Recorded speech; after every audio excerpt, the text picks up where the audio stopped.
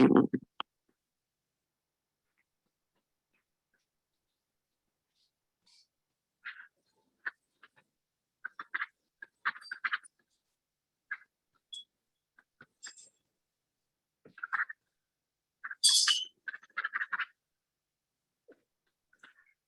evening. This is Mayor Donald T. Lopez, Village of Los Ranchos to Albuquerque. I want to welcome everyone to the Board of Trustees regular meeting via Zoom video conferencing streamed on the village website and Facebook page. It is August 18th, 2021, and the time is 7 p.m. I'm calling the meeting to order at 7 p.m. The Village of Los Ranchos de Albuquerque will be conducting this live meeting via Zoom video conferencing and streaming on its website and Facebook page. Participants can also join telephonically. At this time, item 2 is the roll call. Trustee Rael. Here. Trustee Lewis. Here. Trustee Pacheco. Here. Trustee Riccabini. Here. Thank you. I'm going to move to item 3, which is the approval of the agenda. I need a motion to approve the agenda. Move approval of the agenda. Need a second. Second. I'm going to call for the question. I'm going to call for the roll call vote. Trustee Rael. Yes. Trustee Lewis. Yes. Trustee Pacheco. Yes. Trustee Riccabini. Yes. Thank you. Item 4 is the public comment period. Participants may address the Board of Trustees to comment on issues, problems, or successes on topics that do not appear elsewhere on the agenda. Submitted written comments that were sent to the clerk prior to the meeting will now be read. Danielle will read the submitted written comments on behalf of the following individual. Danielle, are you ready? Yes, sir. Good evening, Mayor. Douglas Binder, correct? Yes. Good evening, Mayor and Thank you. trustees. I received the following public comment regarding this email message from public comment for August 18th trustee meeting. Excuse me. I am firmly against any commercial expansion along Chavez.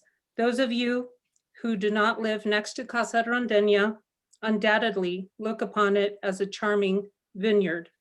But those of us who live next door to it see it for what it has become, an event center. We have put up with its amplified noise and traffic issues for years, and we shudder at the idea of a second event center, Casa Animante, immediately next door. I am firmly against the construction of a second event center next to Casa Rondeña. Submitted by Douglas Binder, 827 El Alhambra Circle, Northwest, Los Ranchos. Thank you, Danielle. Participants wishing to speak that registered with the clerk prior to the beginning of the meeting will be provided an opportunity to speak within the allotted 3-minute time limit. Mr. Joe Craig, are you on this call? Yes, Mr. Mayor, stand by. Thank you.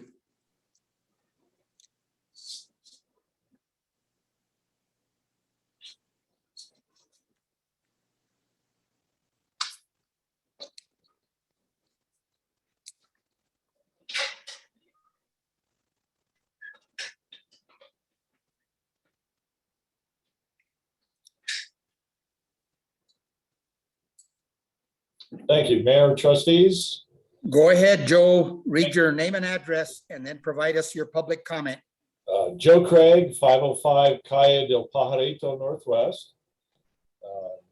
I have a few comments. Mayor, I sent you an email, and I look forward to a meeting with you and Ann Simon regarding those comments. I do have some questions. As you all know, we've had quite a bit of issues with our Planning and Zoning Commission. I've expressed a number of concerns about it. I would like to know what the cost of Commissioner Benavides's issues, the legal fees. that it has incurred on the village of Los Ranchos. We have elected the trustees, and as I have been told, that is a big indication of trust, as you see in your name. And we're all concerned about fiscal responsibility. I'd like to know the legal cost that has been incurred by Commissioner Benavides and his actions. I have another issue with planning and zoning in the last meeting. Very quality development going in at 4th and Willow by Christopher Pacheco. It had an issue with planning and zoning. They wanted quantity rather than quality, I think is the best way to phrase it. Chris wanted a 8-unit senior living townhouse units. The commission and the planning and zoning director indicated we had to have a higher density, or it would create ongoing issue with other projects. I'm really disappointed. I was on planning and zoning. I'm not sure where that came up. We had such a battle over putting 5-story versus 3-story on that site. But I'd like to really know what's going on there. And as far as my questions to you, Mayor, finally, I believe Attorney Winter and Commissioner Gilbert have a familiar relationship. They are in-laws. They share a grandchild together. I do not believe that Attorney Winter should be representing planning and zoning at any point if Commissioner Benavides is involved in it. We have a great deal of conflict of interest there, and perhaps we can resolve that when we meet in the future. Thank you, Mayor. Thank you, trustees. Thank you for your comments, Joe. Is Mr. Mel Eves on the call? Stand by.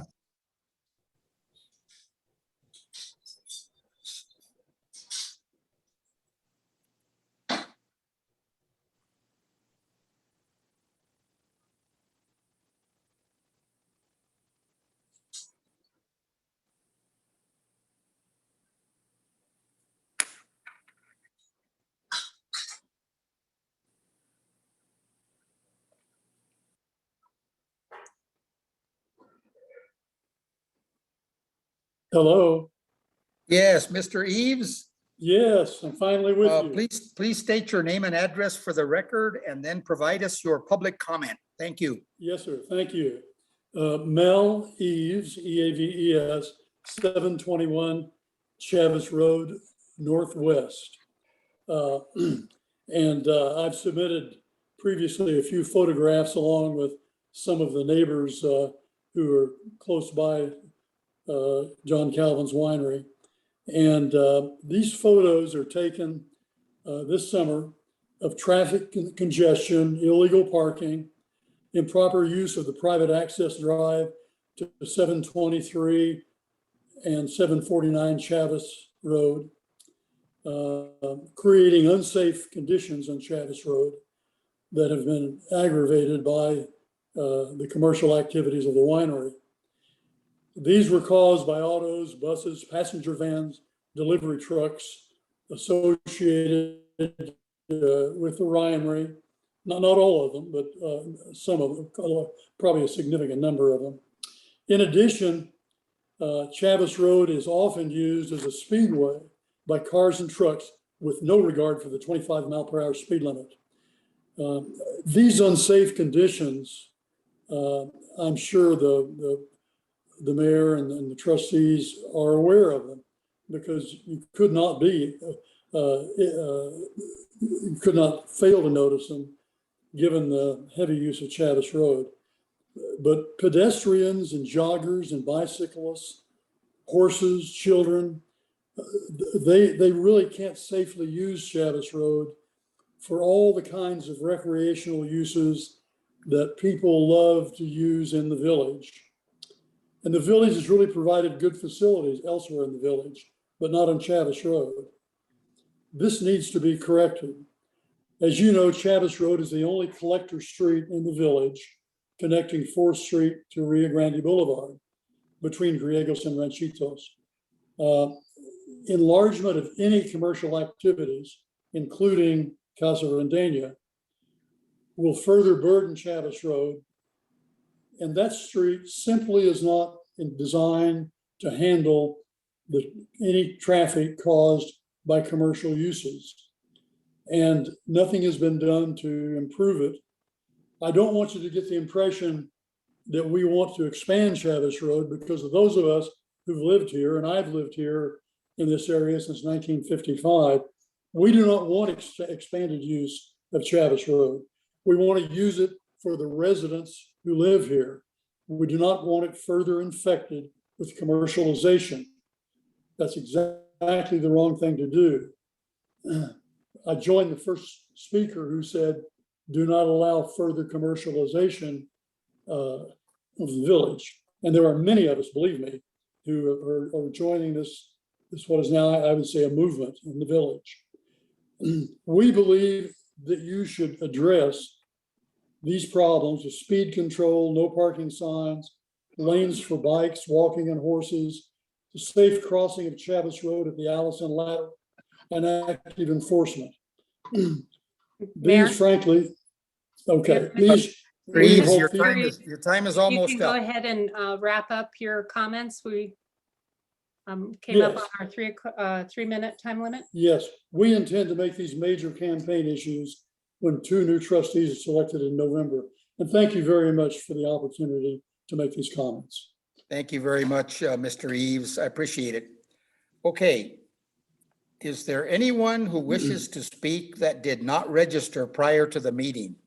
If so, please use the raise your hand button. Please state your name and address, and you will have a 3-minute time limit.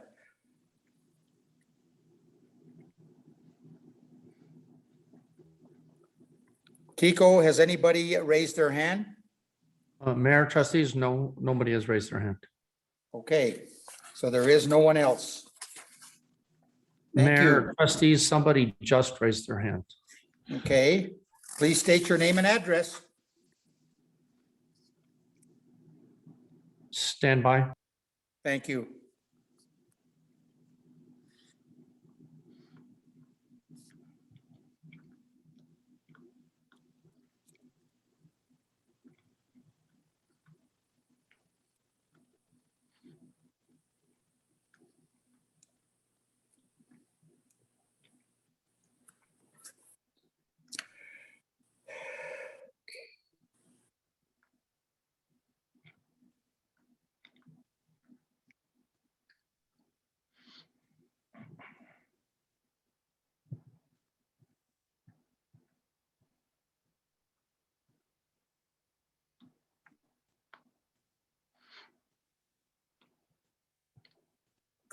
Hello, my name Yes. is Loretta.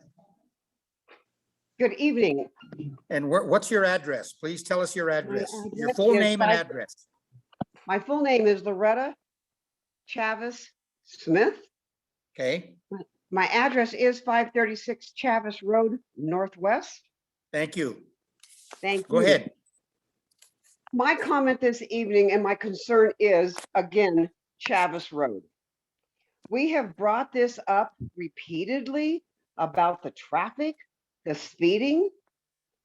Years ago, we had asked for speed bumps on Chavis Road.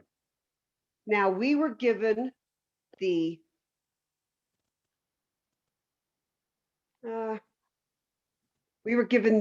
rationalization or the answer that we could not put speed bumps on Chavis Road because the fire department uses that road to access the village. Well, guess what? The fire department is no longer on Rio Grande Boulevard. They are on 4th Street. Why can we not have speed bumps on Chavis Road? It is dangerous. It has become a speedway. These young kids come down here And where they live, I don't know. I almost got sideswiped the other evening just trying to turn in because they decided they were going to go around me the way I was turning into my driveway. This street has become seriously dangerous. And I do believe it's time that the village addresses this problem. I thank you very much for the opportunity to be able to address my concerns about the street that I have lived on all of my life and that my family has given to the county. Thank you. Thank you very much. Is there anyone else who wishes to speak? If so, please use the raise your hand button.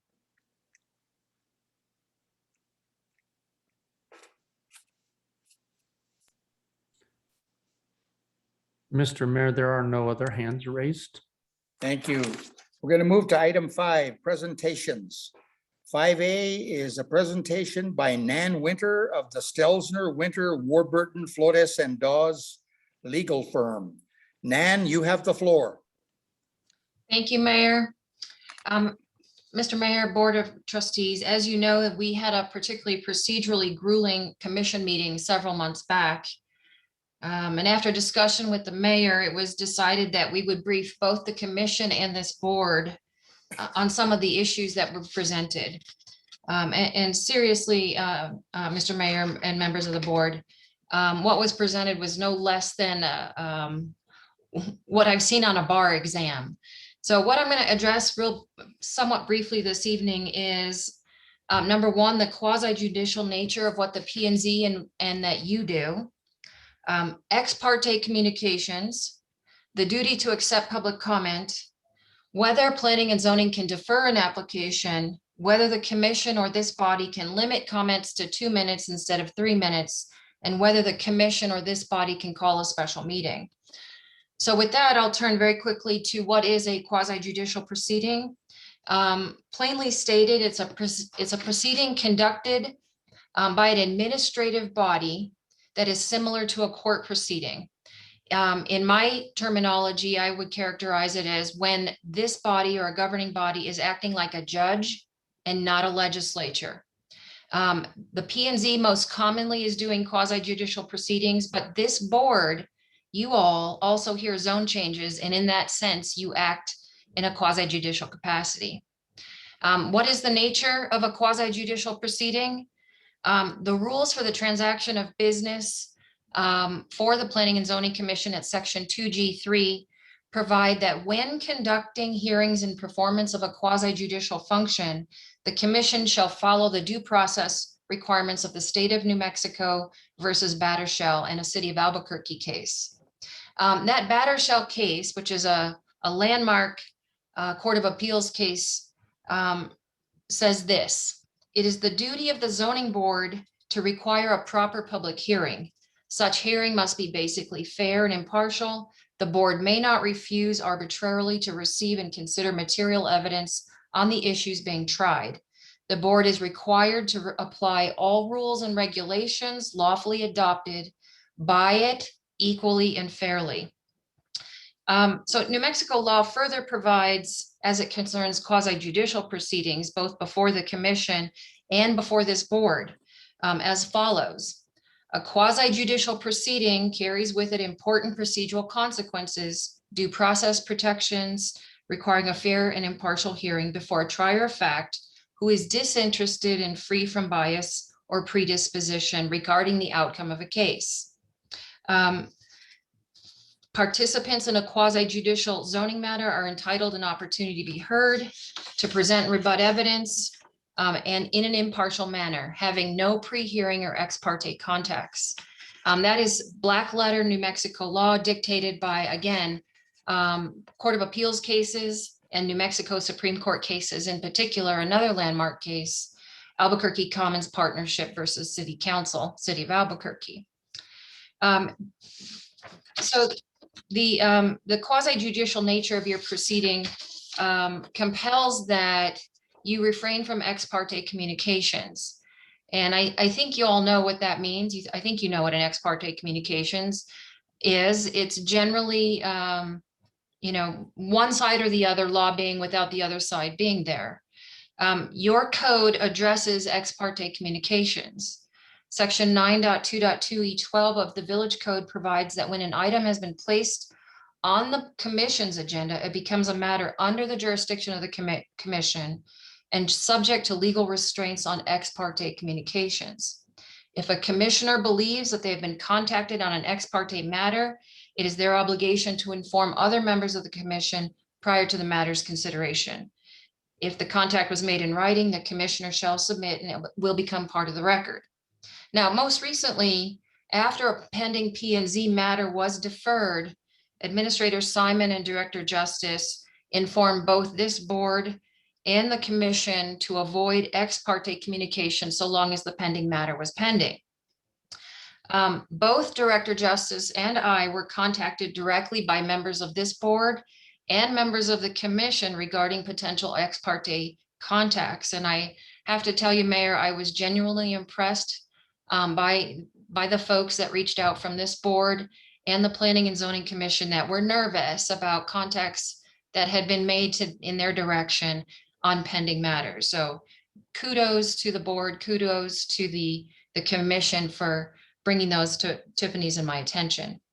As you know, Mayor, members of the board, when the P&Z considers an action or an application and it goes to you, and you make your decision, from there, it'll go to state district court. And we've been that route not too long ago on a B&B application that was denied. But we are obligated, my firm and the village is obligated to defend your decision, the Planning and Zoning Commission's decision in district court, assuming it goes that far. Should there be a documented ex parte communication, there can be no doubt that the district court would take a very dim view of such disclosed or undisclosed ex parte communication. So it's critically important to be mindful that when something is pending, either at the commission or at this board, to be aware of the ex parte rules that are embodied in your own code. With that, I'm going to jump to the duty to solicit public comment. And this is, again, fundamental. The Director Justice will notice applications. That notice facilitates due process and solicits comments. The code 9.2.2E9 also requires that the entire record going to district court will include those comments.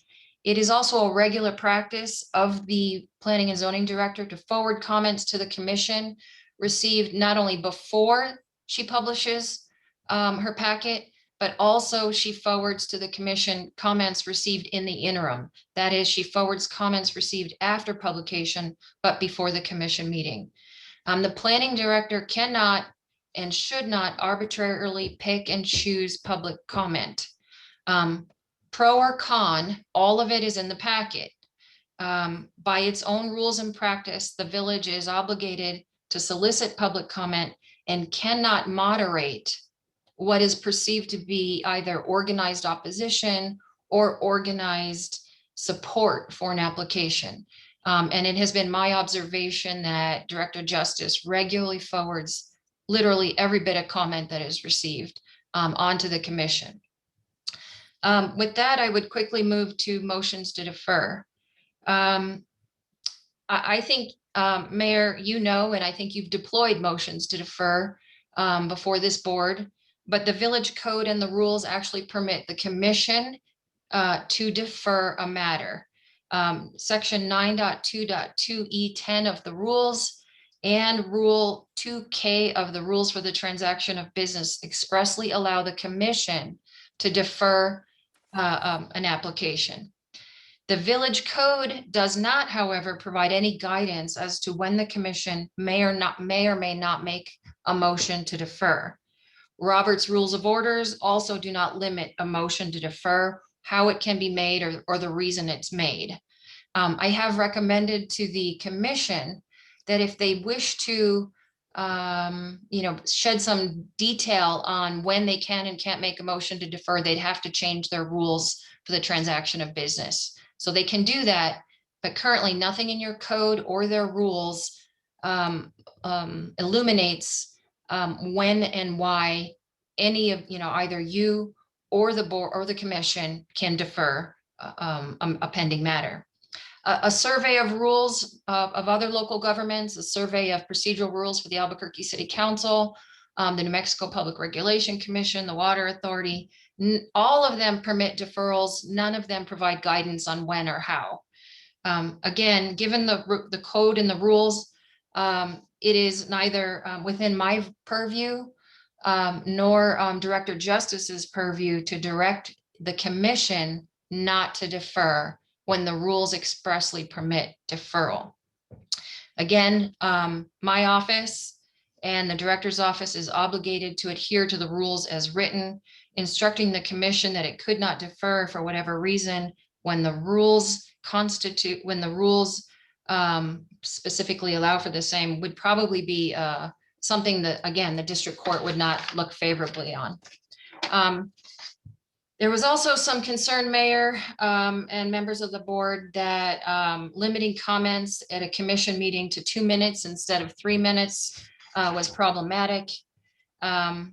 Some folks believe that 3 minutes comment is standard.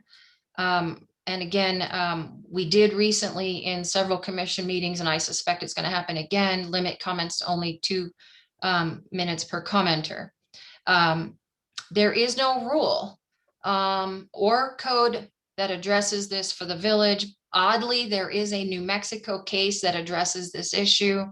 Believe it or not, a 2014 Supreme Court case actually upheld limiting speakers' comments to 2 minutes when they were also given the opportunity to provide written comment.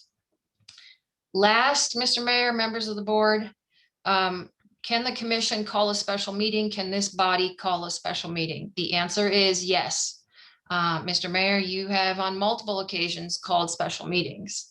Rule 2B of the commission's rules for the transaction of business and section 9.2.2E4 of the code state very clearly that special meetings may be called by the chair or by a majority of commissioners for a time and date certain at a location fully accessible to the public. The Open Meetings Act also contemplates special meetings. And again, they are regular practice of this board and the commission. Finally, as it concerns that issue, you do not need to call a special meeting while in an open meeting. There was some confusion on that point too.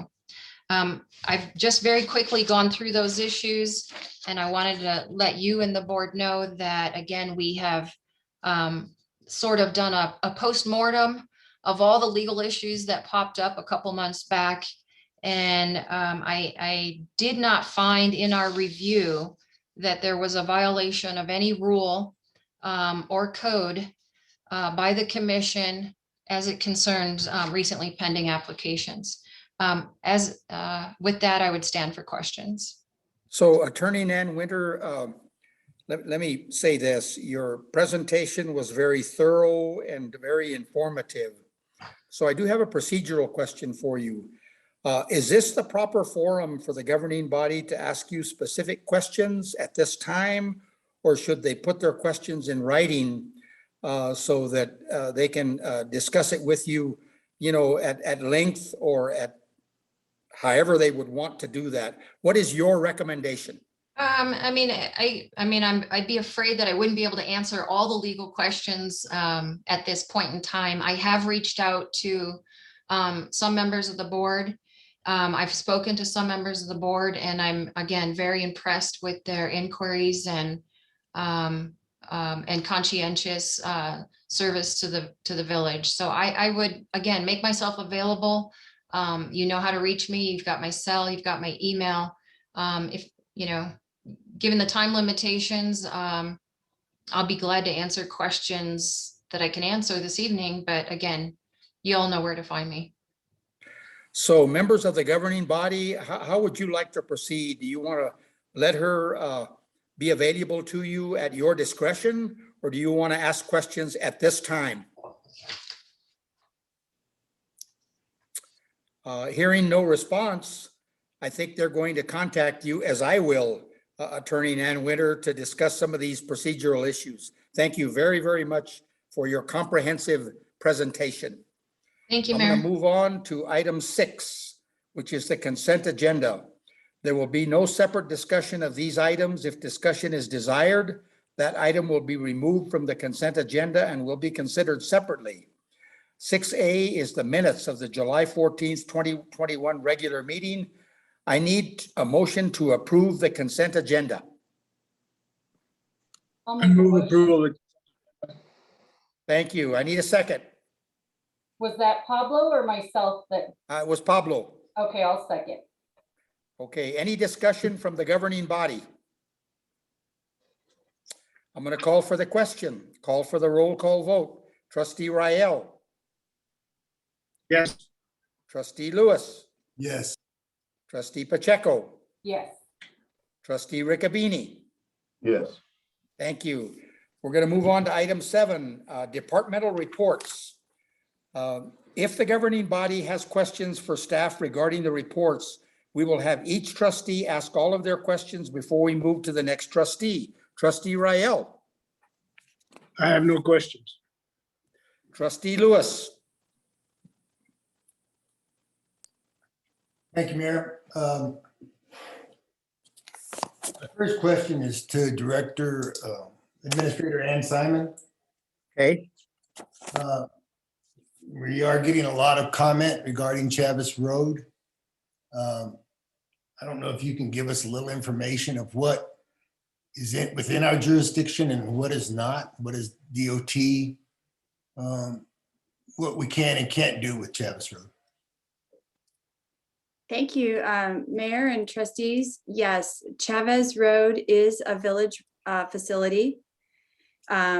We have documented that 4,800 cars pass down Chavez Road every day.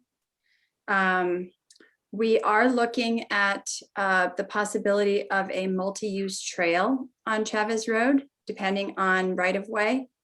And in the meantime, we are striping Chavez Road in the next 2 weeks, and we will be striping the sides of the road and the center lines as thickly as possible to narrow the lanes and slow down traffic.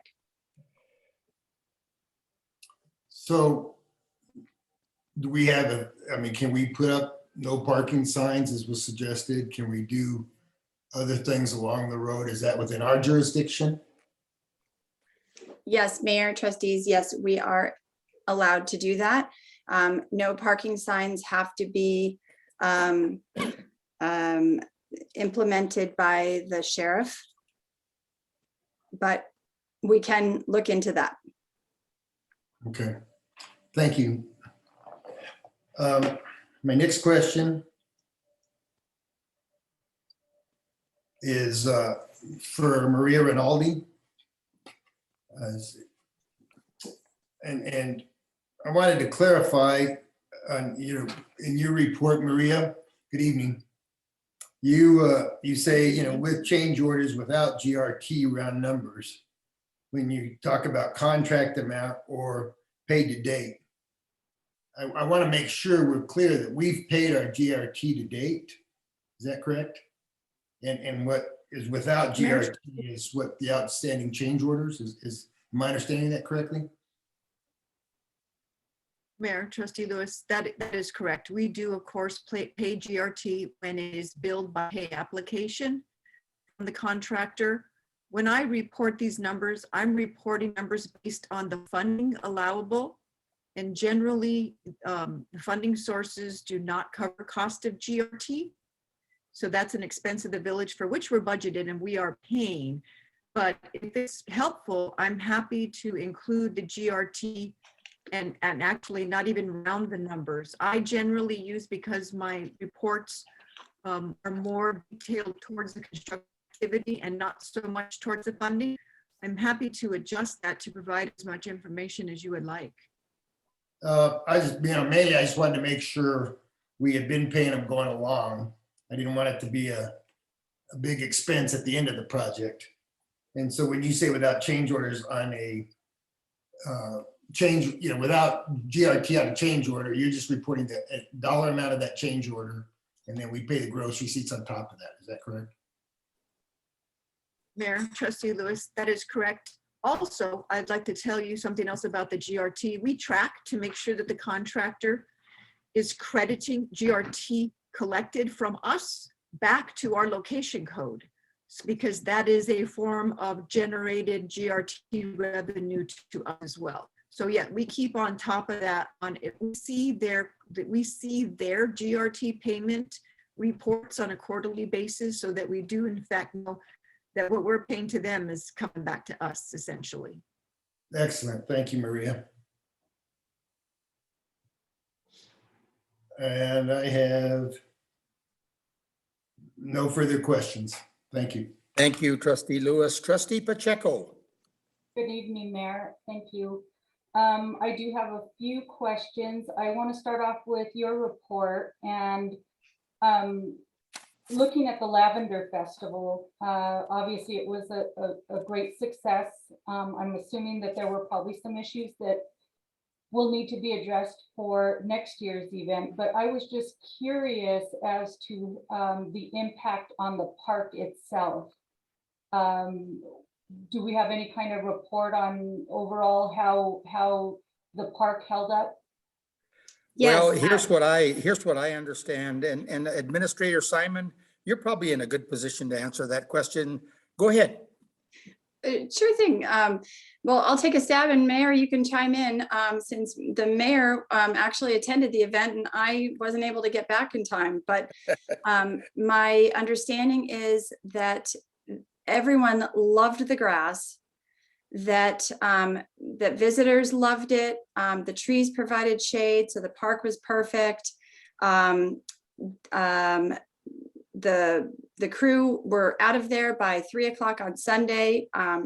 Waste management came and picked up all the trash, and it looked beautiful by Monday morning. So everything seemed to hold up really, really well. It's my understanding that the Lavender in the Village Committee would like to hold the event there again next year. They did like that location. And aside from parking issues that we did have on Chavez Road, which was definitely a concern, everything went very smoothly, and they would like to come and give a presentation next meeting on the actual numbers. Mayor, did you want to add? Oh, I just want to make the comment that the barn itself on Sunday when I was there was delightful. I don't believe that it was overcrowded, really. I thought there was just the right number of people inside. And obviously, when you have 90-degree temperatures outside, in the early afternoon and that sort of time period, that it was really nice to be able to wander through and drink and even eat and do some shopping, inside the barn. So it was absolutely delightful. That's my comment. Thank you, Mayor. Thank you, and appreciate that. I attended both the Friday night and Saturday events, and I don't think we could have asked for better weather, better venue, everything. The entertainment was great, food was great, the vendors were great. So kudos to the Lavender Festival Committee and to our staff for doing such a great job. Thank you, Trustee Pacheco. Any other questions? Yes. On the road projects, and I know that Trustee Lewis brought this up as well, but can we go into and this is for you, Administrator Simon, can you go into a little bit more detail on the project, the Mr. Cog project? Yes, Mayor and Trustee Pacheco, and I may actually draw on Maria's expertise, as we are applying through the Council of Governments, which is our MPO, our Metropolitan Planning Organization, that helps funnel monies from the feds to the local communities, to get on a listing for projects that could receive federal funding. And Chavez Road is one of those projects. We are looking at, and you're referring to Chavez Road? Yes. And we are hoping to get some funding to do a right-of-way survey and some plan and design funding for a multi-use trail along Chavez Road. As Mrs. Chavez said earlier in the meeting, and we've heard from the neighbors over and over, Chavez Road needs a sidewalk or some kind of a multi-use trail. I know we have pedestrians, equestrians. It doesn't have to be a paved trail. It can be a crusher fine trail, but we need to understand the extent to which we have the room to put a trail in. And so that's what we are applying to the Council of Governments to help us fund right now. Okay, thank you. Village Center, the tenant issues, I don't know if this is the appropriate place to ask the questions. I know that it comes up again toward the end. But I was just curious, I'm assuming that some of the tenants have moved out at this point. The trailer park, Yes, Mayor, trustees, yes, we are working with the tenants. Out of the 16 spaces, 3 of them are gone. 1 of them is leaving, and we are hoping to enter into some negotiations to provide some financial assistance to the others to help them with the move. thank you. The next one is for Joshua. Good evening, how are you? So, I'm doing well. good. I have a question regarding the harvester. I understand that it was used to harvest the hops this year. And I was just curious, will we have access to that for other projects, or is it just a one-time a year kind of loan? Thank you, Mayor and trustees. The harvester belongs to NMSU, and it's housed in Farmington, New Mexico. We request that it come down once a year to do our hops harvesting. However, I'm not sure if it would be available at other times. I haven't asked. Usually all the hops is ripe at the same time in a particular climate and area. And so usually when we bring it down, all the other hops harvesters in the area will bring their hops to the ag center, and they all harvest their hops as well. A lot of them didn't grow this year due to water restraints, but I've been in touch with them. They all plan on growing again next year. And when the harvester comes down, they plan on using it at that time. But I would have to inquire whether it would be available at other times. So can it be used for other crops, or is it specific to the hops?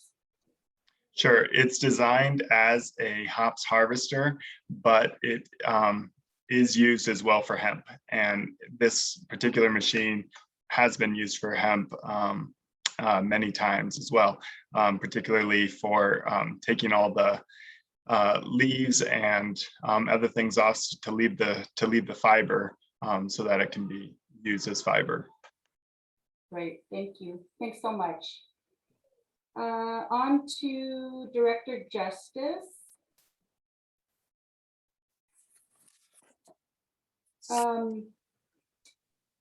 Let's see.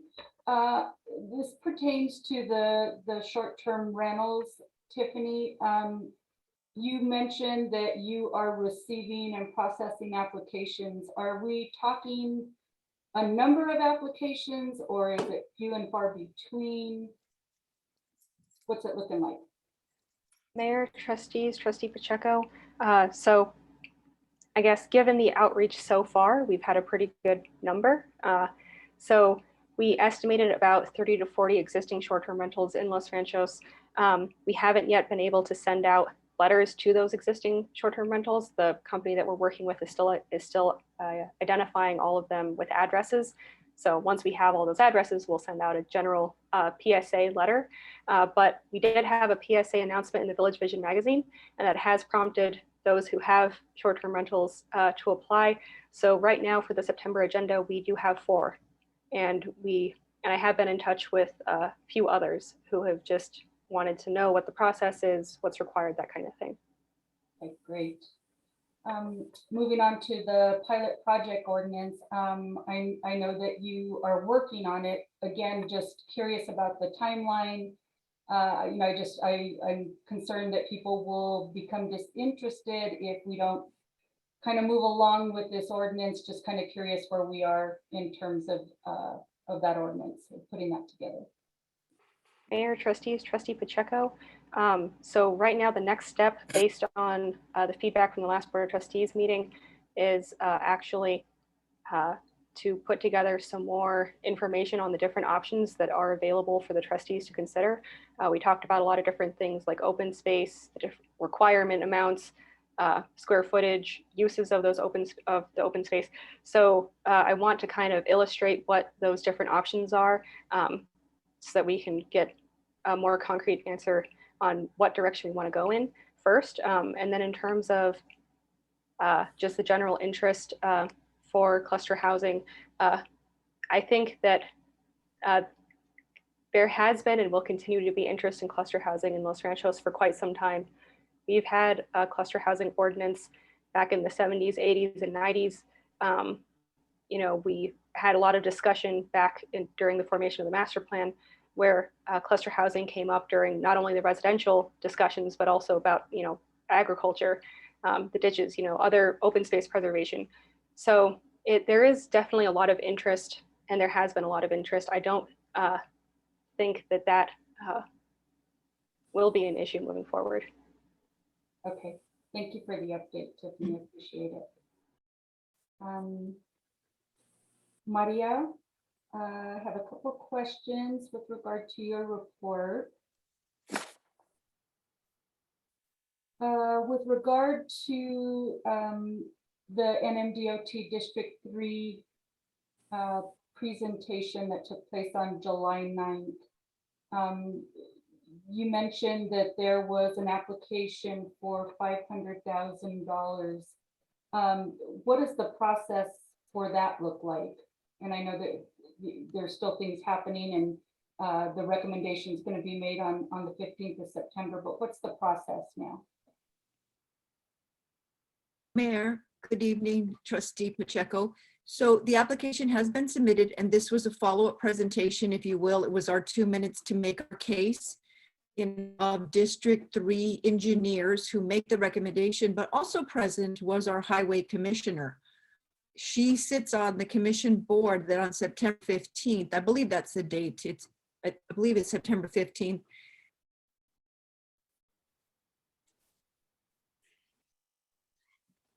Uh-oh. I think we lost Maria. Mayor, and I could probably finish up. Go ahead.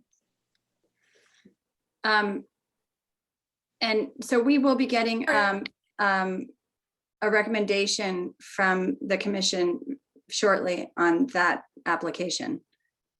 Did you want to add some more, Maria? Yeah, I seem to have a pretty weak, sorry, I'm away from very stable internet, so I'm trying here. Sorry about that. I'm sure Ann carried it off really well. What I will say though is that the amount of money that we've applied for, the 500,000, is what gets us to final design of 4th Street, the next combined phases all the way to Ortega. That's what we're asking for. As you know now, the funding that we have in place and the task order we have. I think we have an unstable internet with Maria. Was there any more to add, Ann? Just that between the 500,000, the remaining, we hope to have about 300,000 left from phase 1, and the federal stimulus money, we should have a completion of the final design all the way to Ortega. Okay, great. That's wonderful.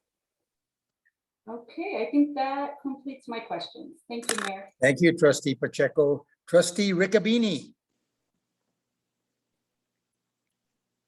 No questions, Mayor. Thank you. Okay, thank you. We're going to move to item 8, financial business. 8A is discussion and approval of cash report for July 2021. Treasurer Will Fisher, are you on the line? Yes, sir. Can you hear me? Yes. Awesome. Thank you. Before you, the cash report for July 31st, 2021. Any cash balance for the month of July is $7,747,099.53, which is an increase of $551,690.37 for the month. Year-to-date excess of revenues over expenditures is $551,690.37. There's one unusual or significant item that Miss Tammy could probably speak to way better than I could. Go ahead, Tammy. Good evening, Mayor, trustees. The unusual or significant item that we have is the creation of Fund 260 for the American Rescue Plan Fund. And this fund was per DFA guidance where we would put the Rescue Act money. We received the first half of the total we expect to receive, and that amount can be seen on page 19 in the amount of $756,534.50. And I will add to that, because we received the this first half in July, I was told that we would probably end up getting the second half in July of fiscal year 2023. So just wanted to, we were anticipating it in June, but the DFA budget analyst has said that that is likely to change to July. One other thing I'd like to mention on the cash report is that we do have the accruals at year end. So there will be some items you see on the check listing that you don't see in the actual expenditures, because the check was written in July, but the expenditure was moved back into the last fiscal year for June. So at that, I'll stand for any questions. Okay, before we have discussion from the governing body, I need a motion. I make a motion to approve the July cash report. I need a second. I'll second it. Now, is there any discussion or questions from the governing body about the cash report? Yes, I have a couple questions. Go ahead, Trustee Lewis. Tammy, on what would this be? That's under general administration on page 40.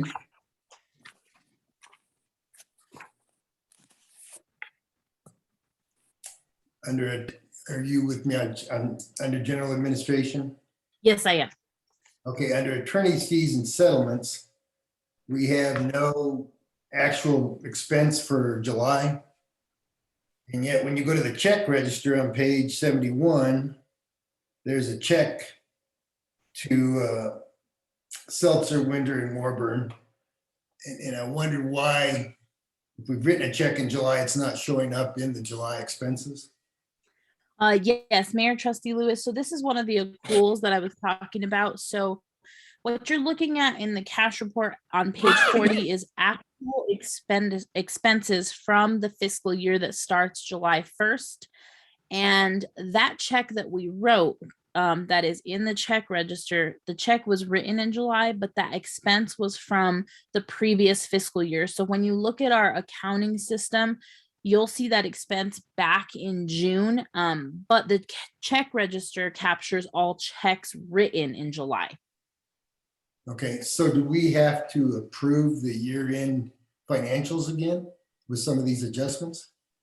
So we never do, Mayor Trustee Lewis, we never do approve them right now. When we approve those financial statements is when we have the financial statements audited by the auditors. Those financial statements show the cash basis and the accrual basis, and that is when you kind of see all of those captured. And that is when you approve, when we accept that audit report, that's when we approve that new balance. Okay, thank you, Tammy. One more question, and it's just going to page 66 on the general obligation bond reserve. I know this number keeps coming down, and I just want you to reassure me again that we have the correct amount of reserves in there to cover our obligations. Yes, Mayor Trustee Lewis.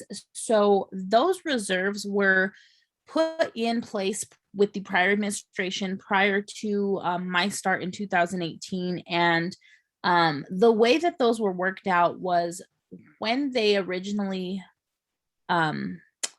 did the Series 2007 GO bond, they looked at the property tax being received and what was needed to cover that bond. And they determined, my predecessor and the prior administration determined that they needed $1 million in that reserve to cover all the expenses beyond what we get from the property taxes. And they hit the $1 million in 2018. At that point, they stopped putting any money into that reserve. And at that point, we started drawing out whatever deficit we have at the end of the year. Now, I was told by my predecessor and the prior administration that we did have enough, and it looks like we will have enough. And if we do any refunding of the bond, we will have a better interest rate. And I know that's a potential right now. If we do refund the bond, we will have a better interest rate and we will absolutely have enough in that reserve, and we should actually have a little bit extra left over. Great. Tammy, I knew you were on top of it. I appreciate your response. Thank you. I have no further questions. Okay, any other questions from the governing body about the cash report?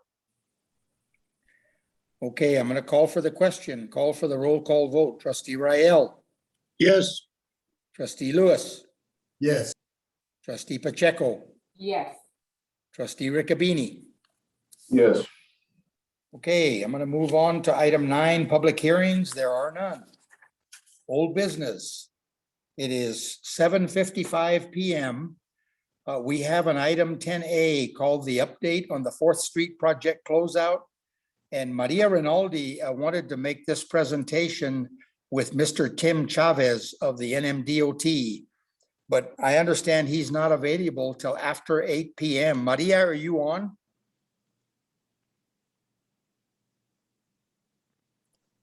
Yes, sir, Mayor, I'm here. Tim's not yet with us. He would not be available until 8 a.m. We were hoping that the timing would work out.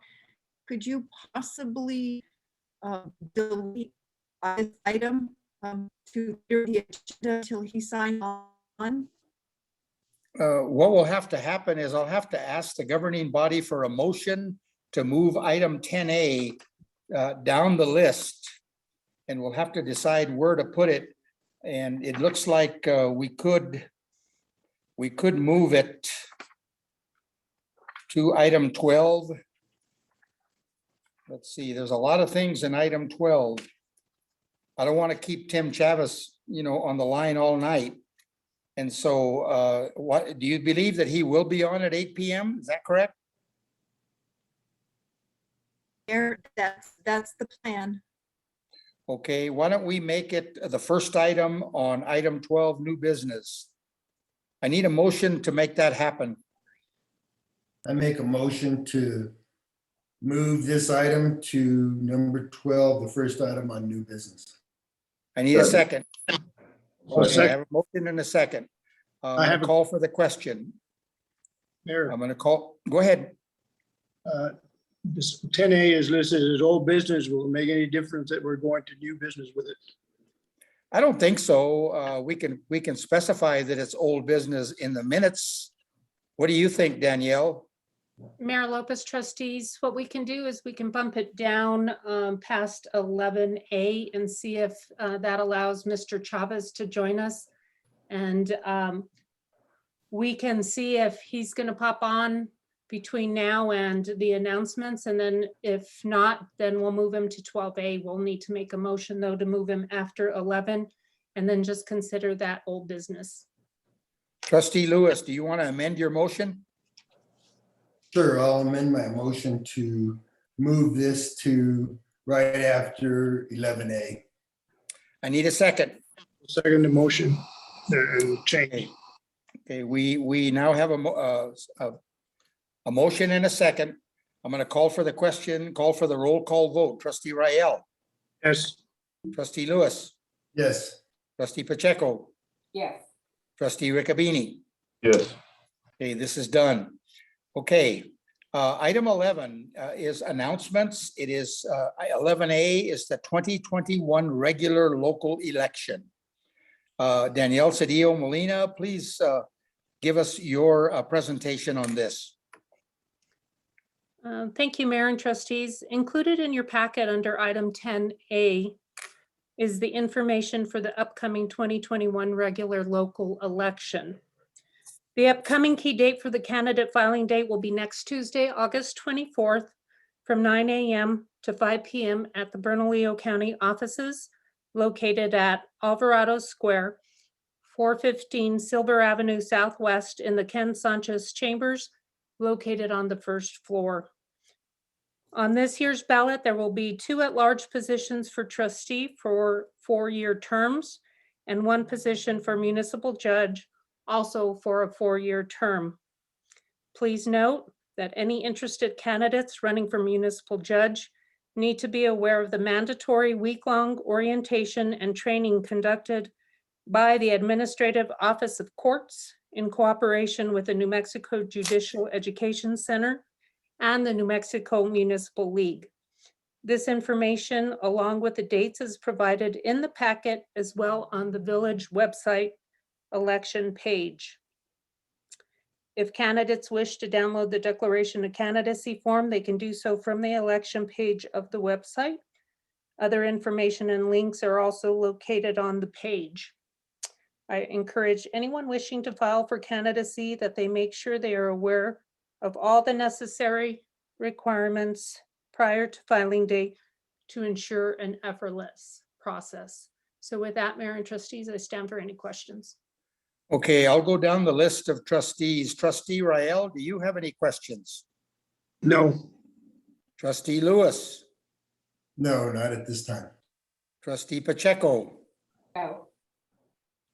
trustee Riccobeni. No. Thank you.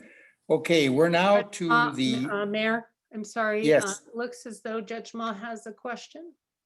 okay, Judge Ma, please tell us, go ahead and make your statement.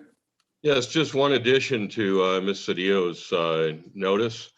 The Supreme Court of New Mexico and the Administrative Office of the Courts requires the village, and possibly because of the way this is being done, the county clerk, to deliver a packet to any candidate for municipal judge that contains the canons and rules and requirements for conducting yourself in a judicial election. This is a new requirement that came from the Supreme Court. And I know I've provided that, I believe, to in an email to Ann Simon.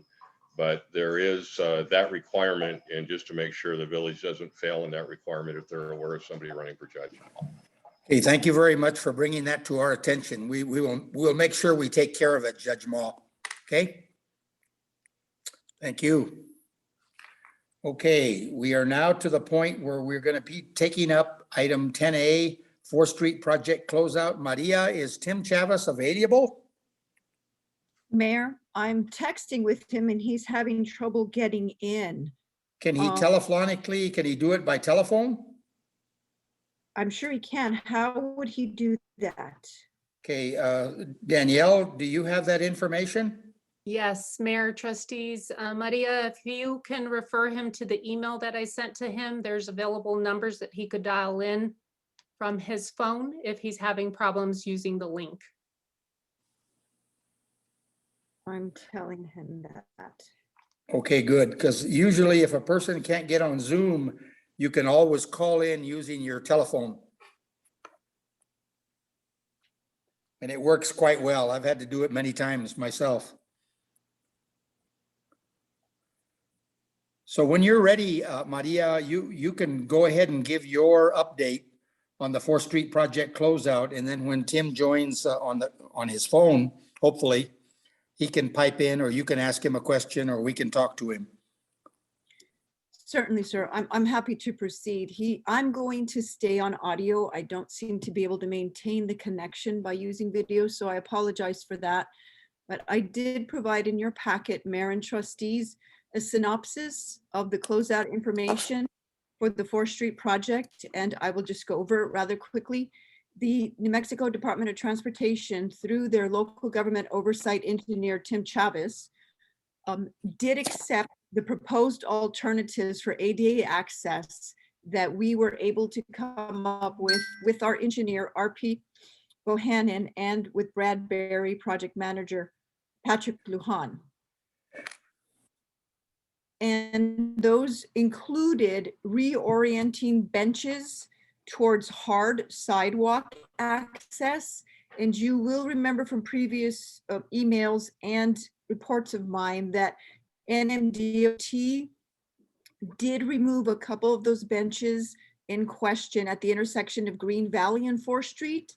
On the other end of that promenade area at Tyler, there are 2 others that will be reoriented. So when the ones are reinstalled at Green Valley, they will be reoriented. The ones at Tyler will also be reoriented so that they have access from hard existing sidewalk.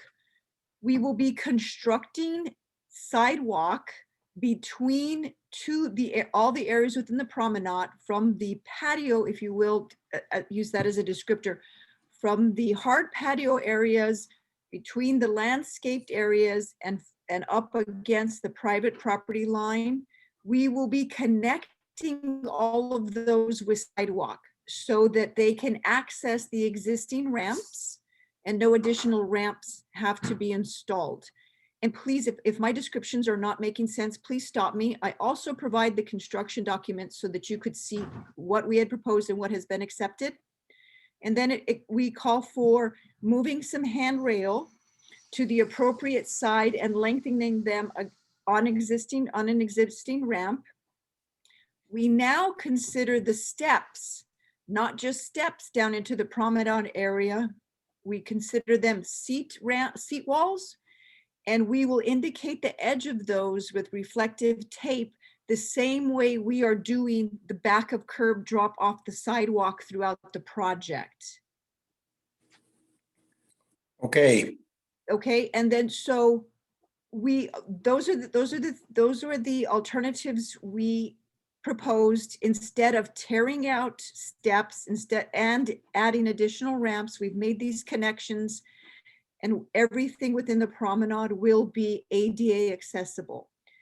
okay, Mayor, items discussed outside of the promenade include extending the safety rail at a couple of areas, and also installing the reflective tape that I just spoke about throughout the project on the back of curb. okay. Tim Chavez is telling me that he's trying to connect. He should be joining us in just a moment. So the next step in this process is, as soon as I have a formal change order, I have informal amounts from Bradbury Stam with an approximate cost of $35,000. Once I have the finalized itemized amounts in the format of a formal change order, I will submit a pre-authorization request to Mr. Tim Chavez. He will ensure that it is within the funding availability, that these are eligible line items, and that they do in fact coincide with what we are proposing. He will then approve it. We will authorize the change order. Bradbury Stam will schedule the work, and we anticipate that it'll take 2 to 4 weeks.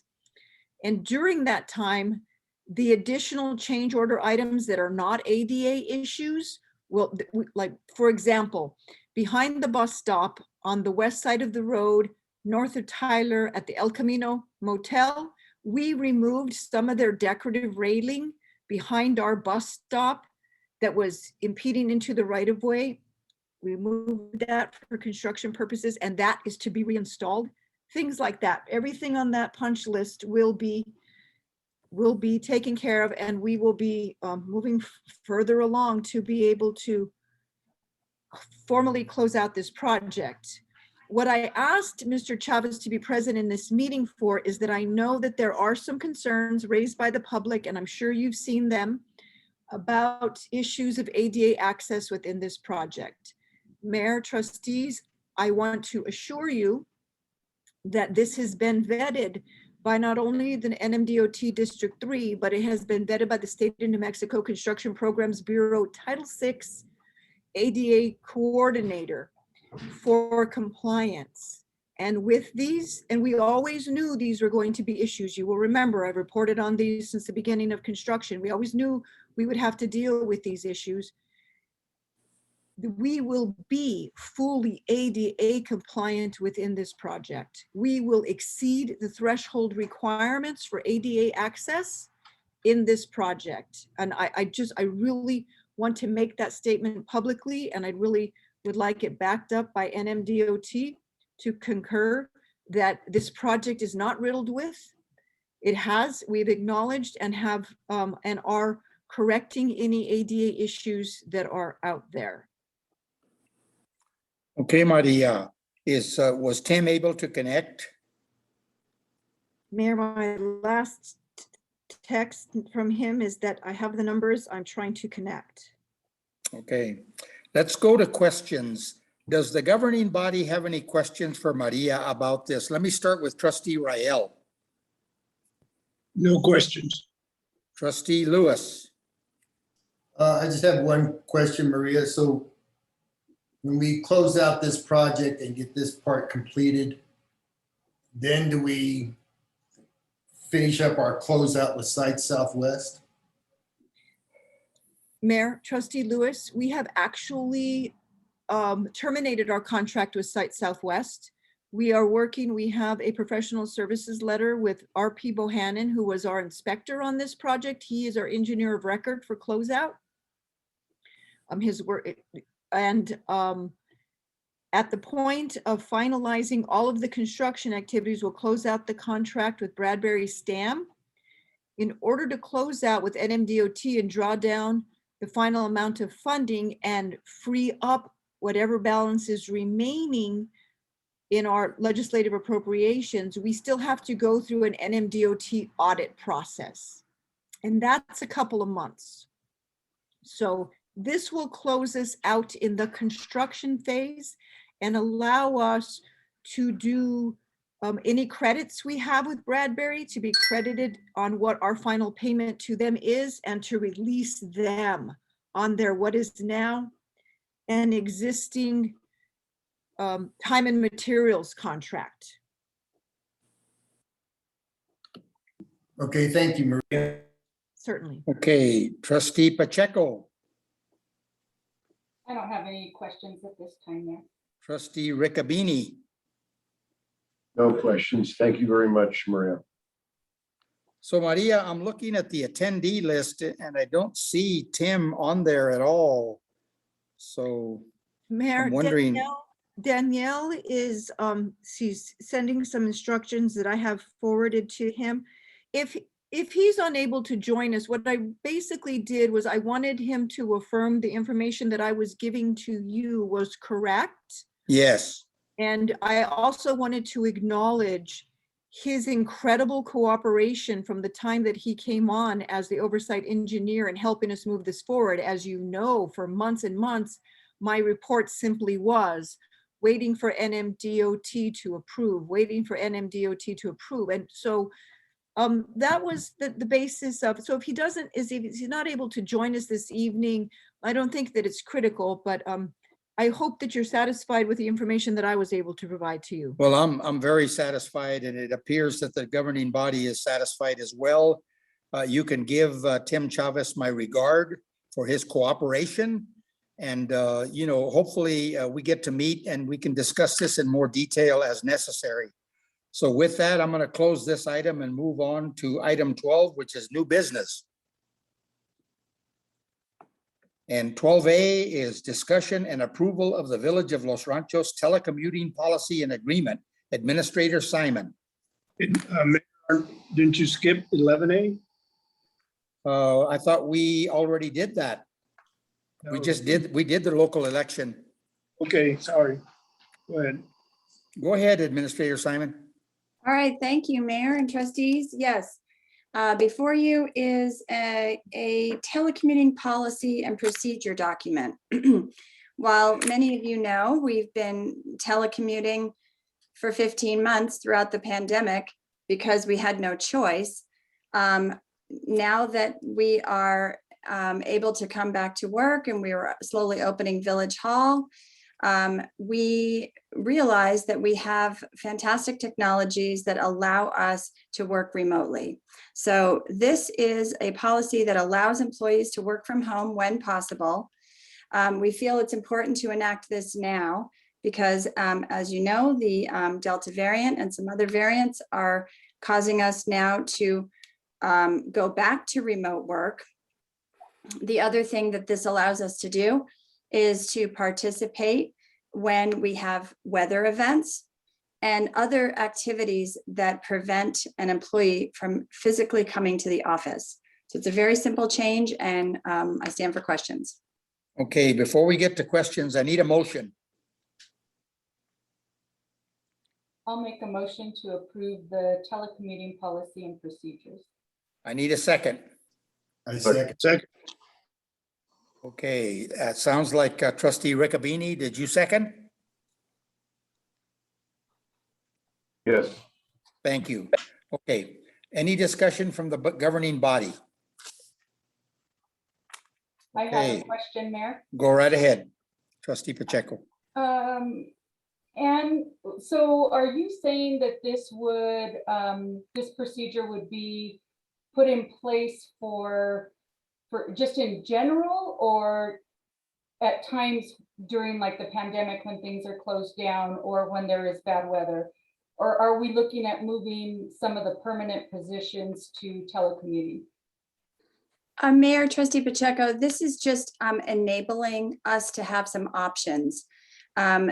There are some things that we want to make sure that our employees are safe at home, that they have safe workspaces at home, that our staff has proven to be responsible and trustworthy and efficient working from home, but this just provides some framework for almost like an agreement that the employee can make with their supervisor to just establish some do's and don'ts of the ability to work from home. So we would like all of our staff who can work remotely to take a look at this and sign an agreement so that in case a situation arises, we know that they're okay at home and we have an agreement in place.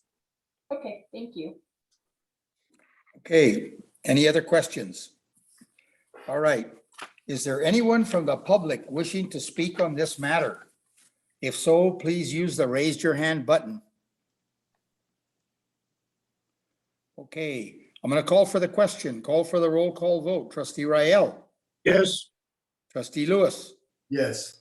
trustee Pacheco, Yes. trustee Riccobeni. Yes. Okay, let's move to item B, discussion and approval of resolution number 2021-08-01. Authorizing and approving submission of a completed application for financial assistance and project approval to the New Mexico Finance Authority to accomplish the refunding of the Los Ranchos de Albuquerque, New Mexico General Obligation Bonds Series 2007. Administrator Simon and Attorney Nan Winter. Thank you, Mayor and trustees. Before you is a resolution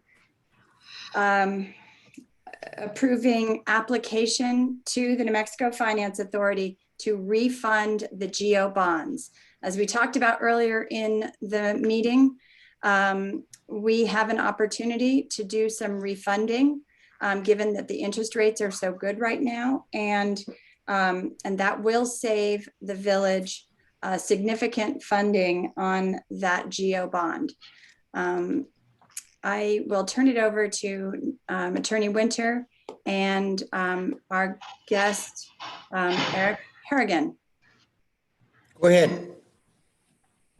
Mayor, members of the Board of Trustees, this is simply authorizing the submittal of an application to the New Mexico Finance Authority. It literally starts the process.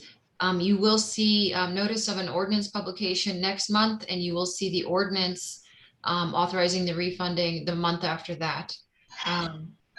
So it's really just the beginning of the process. Thank you very much. With that, before we get to any questions from the governing body, I need a motion. I make a motion to approve resolution number 2021-08-0. I need a second. Second. Now, is there any discussion from the governing body for the folks who are knowledgeable about this? Okay, there doesn't seem to be any. Is there anyone from the public wishing to speak on this matter? If so, please use the raise your hand button.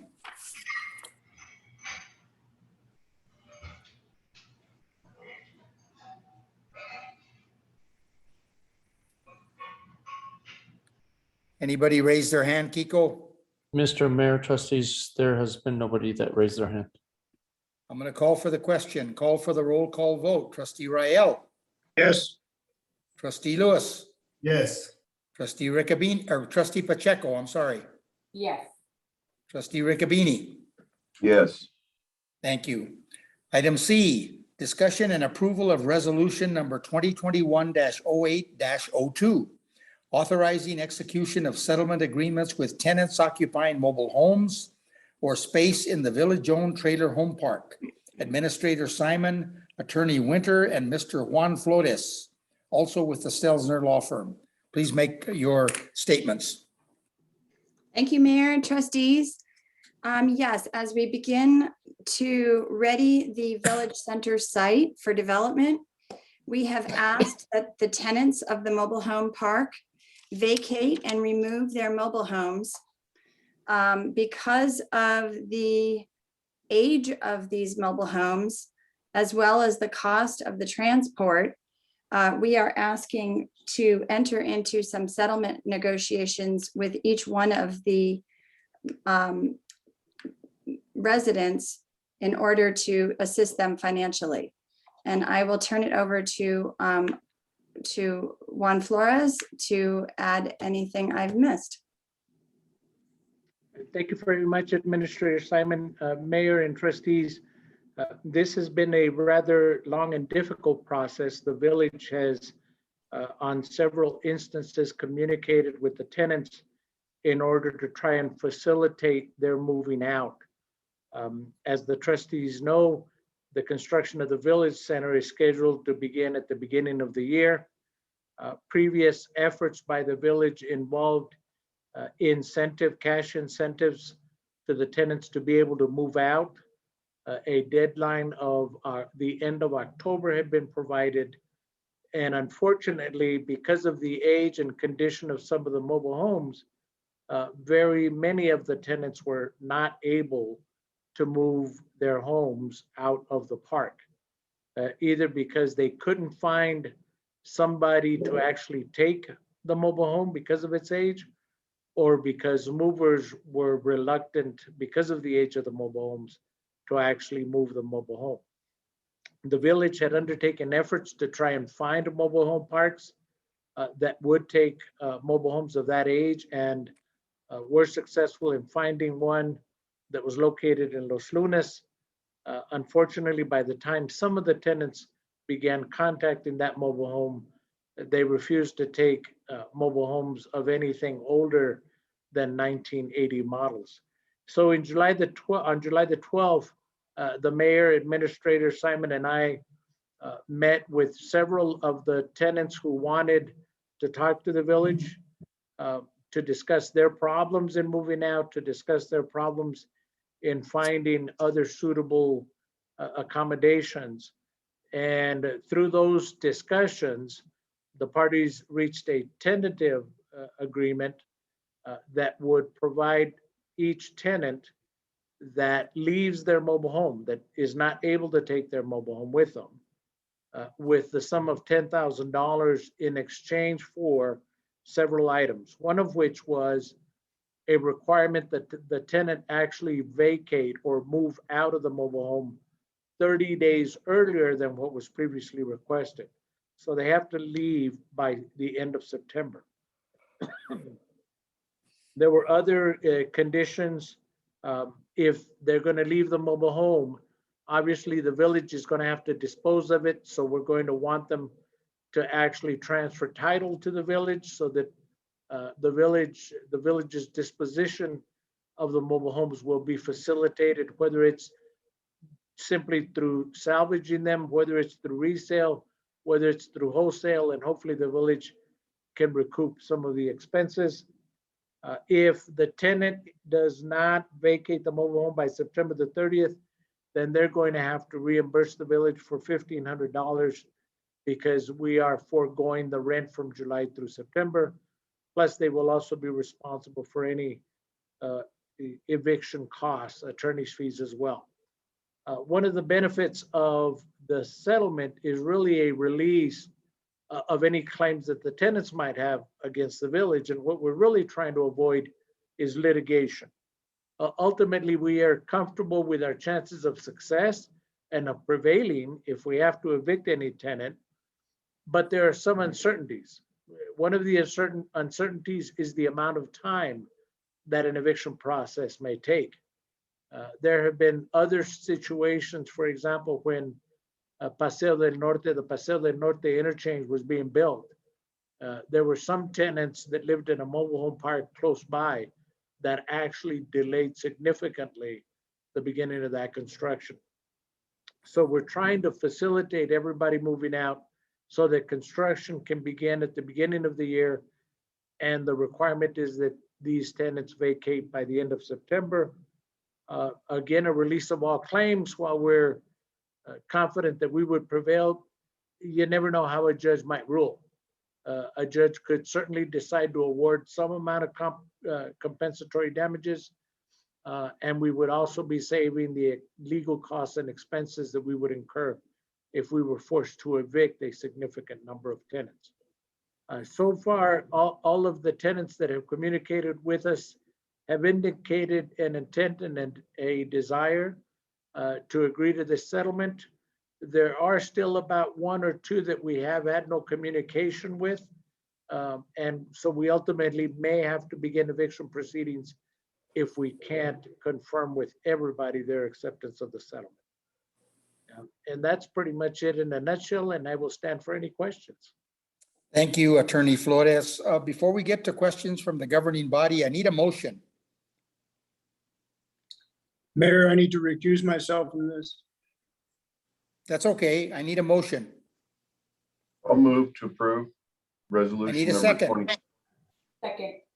Okay, we have a second. Now, is there any discussion from the governing body about this? Go ahead, Yeah. Trustee Pacheco.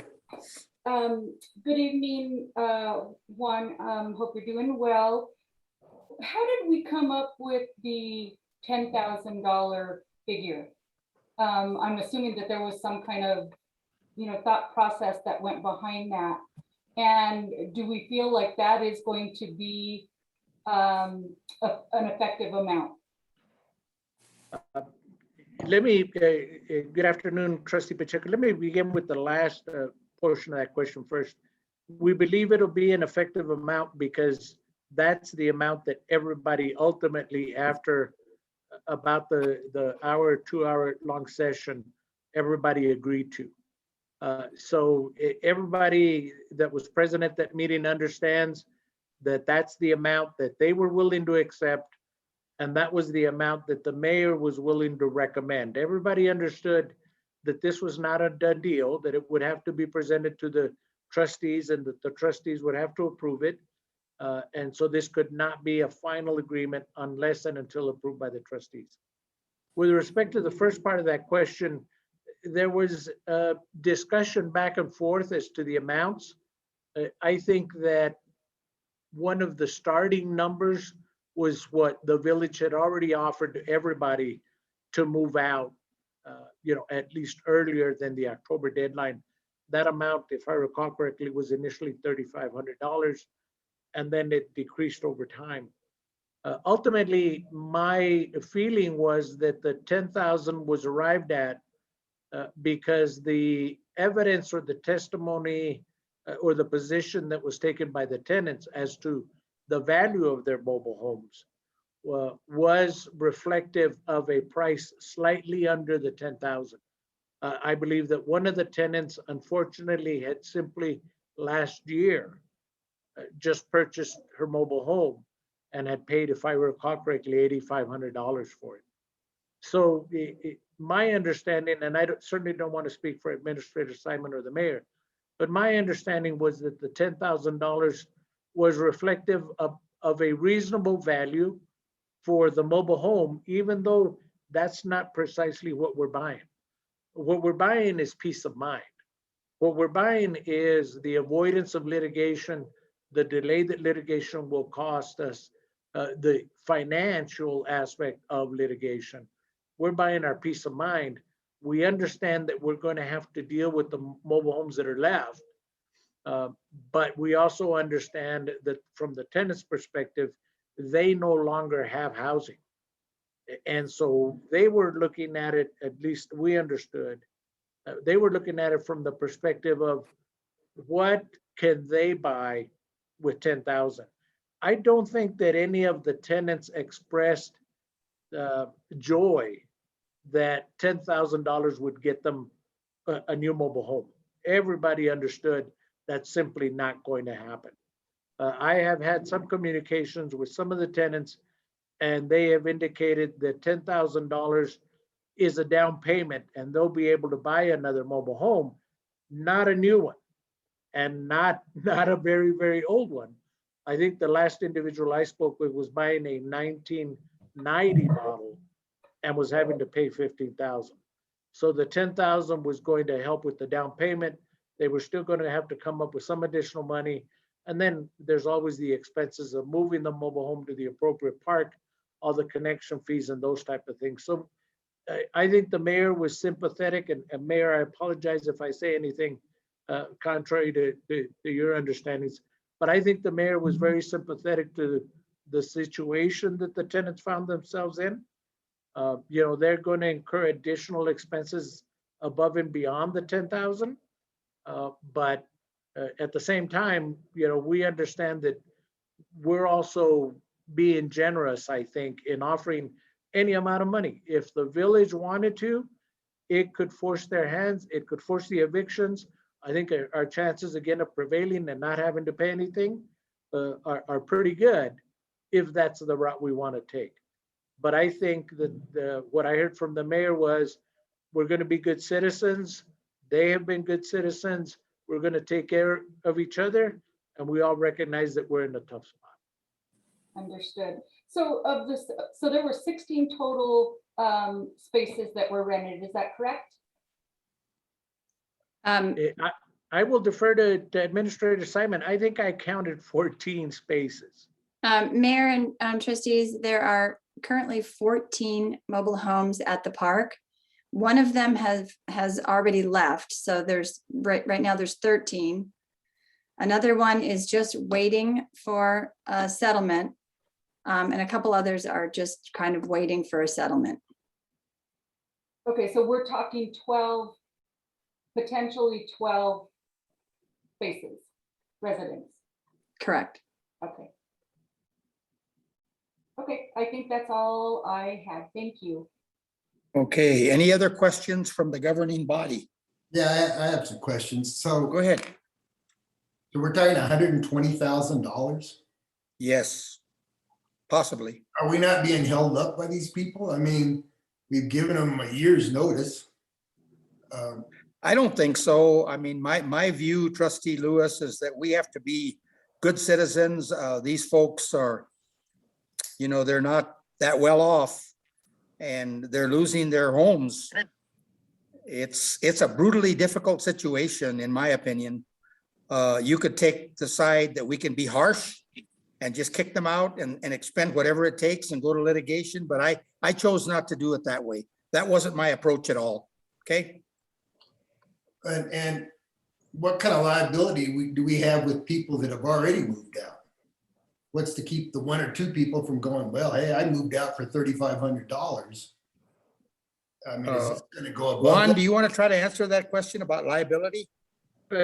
Sure, with respect to the individuals that have already moved out, that was an offer that was made by the village and that was accepted by those particular tenants. I don't know whether those funds have already been paid. My understanding was that the funds had, but that's essentially somebody who has already accepted an offer. That's already a contract. And I don't think that they would have very much luck in coming back and saying, well, I don't like the deal that we made, even though you've already paid me, even though we've already moved out. That one I would definitely recommend fighting. And Mayor and Trustee Lewis, if I could jump in too. We actually haven't negotiated with anybody yet. We did make some offers, but we were waiting for this discussion this evening to make any kind of final settlement negotiations with any of the tenants. There is one particular tenant who did move out. His expenses exceeded the $3,500 that we initially offered, and he's wanting a few other items of his move covered. So I will be working with Juan and the mayor, assuming we get a pass from you all tonight, to make that family whole. And so all we're hoping to is avoid some litigation. Is that my I understanding? think that's the bottom line, but I think it's even a little bit more than that. I don't know. These people have lived there for, some of them for quite a long time. And, you know, we're basically sending them to somewhere else, wherever they can find a place. And it's pretty hard for some of them to locate locations. So I guess the bottom line is we don't want litigation. We want them to leave on a reasonable note. And that's where I am anyway, okay? If I could add one more thing, Mayor. All but 2 of the families have paid their rent consistently every month. They've never failed in paying their rent. So they've been good tenants. And over the years, the village has done quite well with that little park. And so they're getting 10,000, they haven't paid their rent for the last 3 or 4 months. And what about the 2 people that haven't paid their rent? Are we gonna Well, give them $10,000 also? mm-mm. So Mayor and Trustee Lewis, our thinking, Mayor and Mr. Flores and I are going to treat those 2 tenants separately.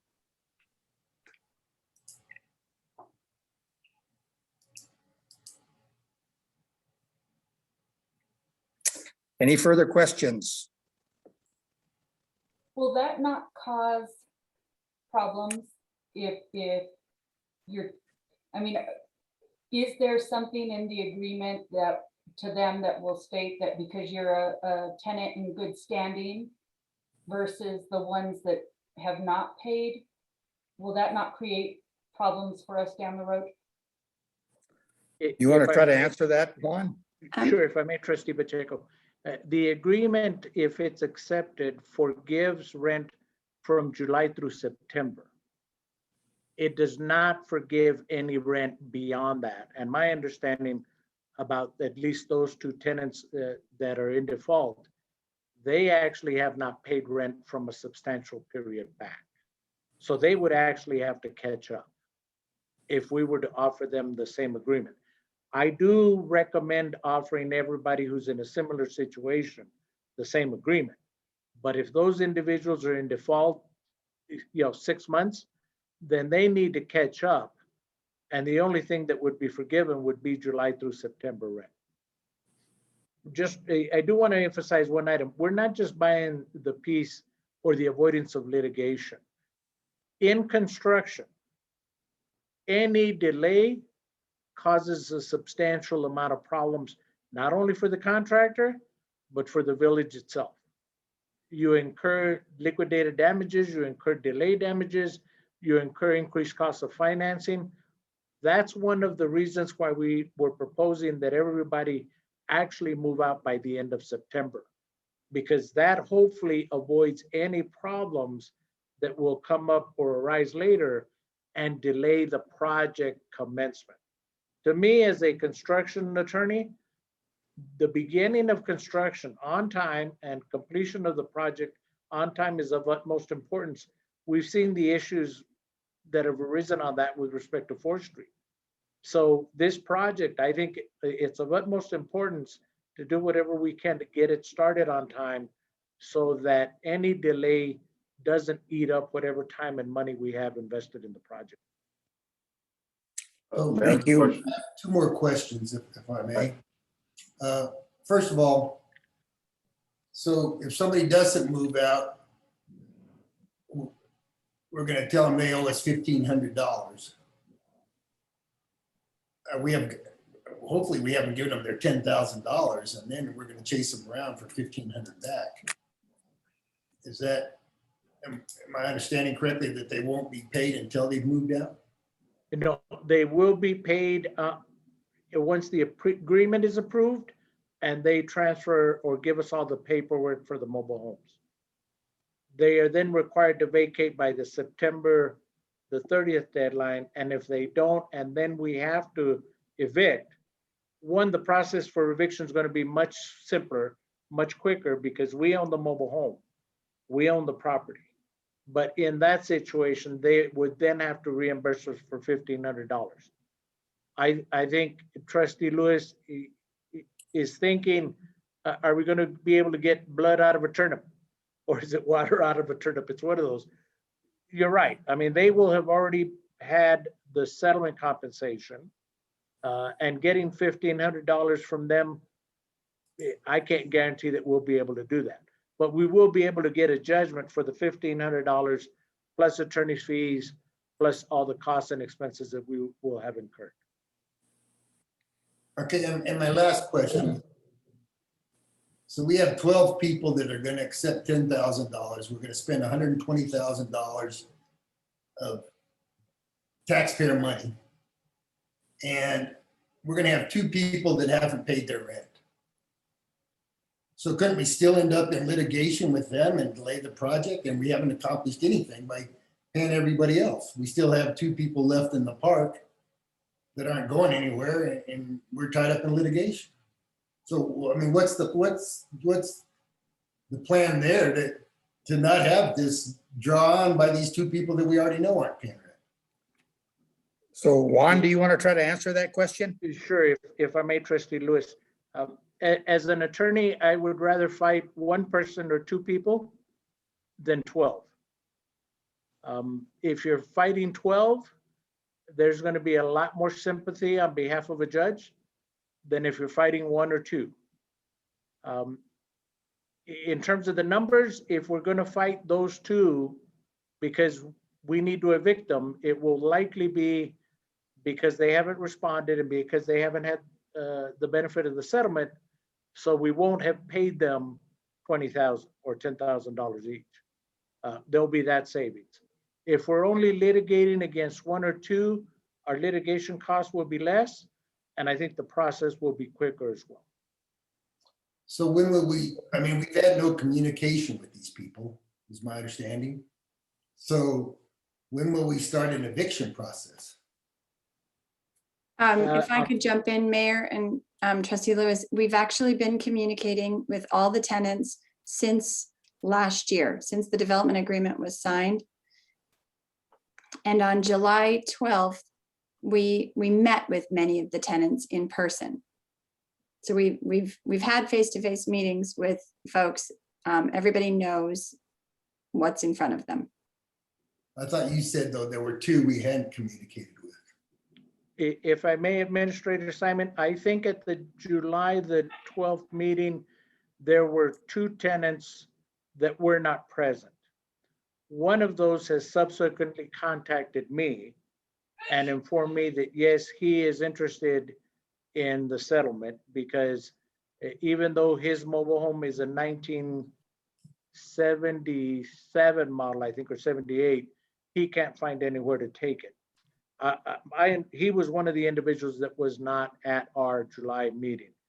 I'm not sure about the last individual. What is our cost to remove homes? Administrator Simon, do you have a figure for that? Yes, Mayor and Trustee Riccobene, I believe we have budgeted about $32,000 in the maintenance line item to take care of any demolition that we need to have at the park. And we did that on a per home basis. So let's see, it was 32,000. It's about $2,200 per mobile home. We have that in our budget for this coming year. Thank you. Any other questions from the governing body on this? Okay. Is there anyone from the public wishing to speak on this matter? If so, please use the raise your hand button.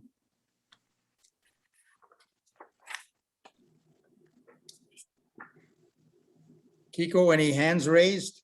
Mayor Trustees, there are no hands raised. Okay, I'm going to call for the question. I'm going to call for the roll call vote. Trustee Rael has not able to vote. Trustee Lewis.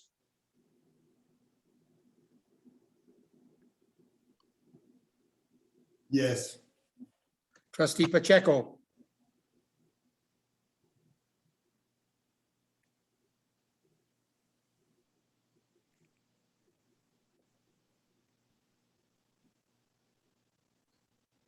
I'm sorry, I was on mute. Yes.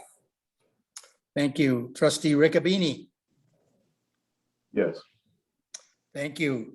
Item D is discussion and approval of resolution number 2021-08-03. Approving the second amendment to the residential and commercial solid waste and recycling collection services license between the Village of Los Ranchos de Albuquerque, New Mexico, and Waste Management of New Mexico, Inc., to extend the term of the contract and address the item 1, the discontinuation of service related to non-payment.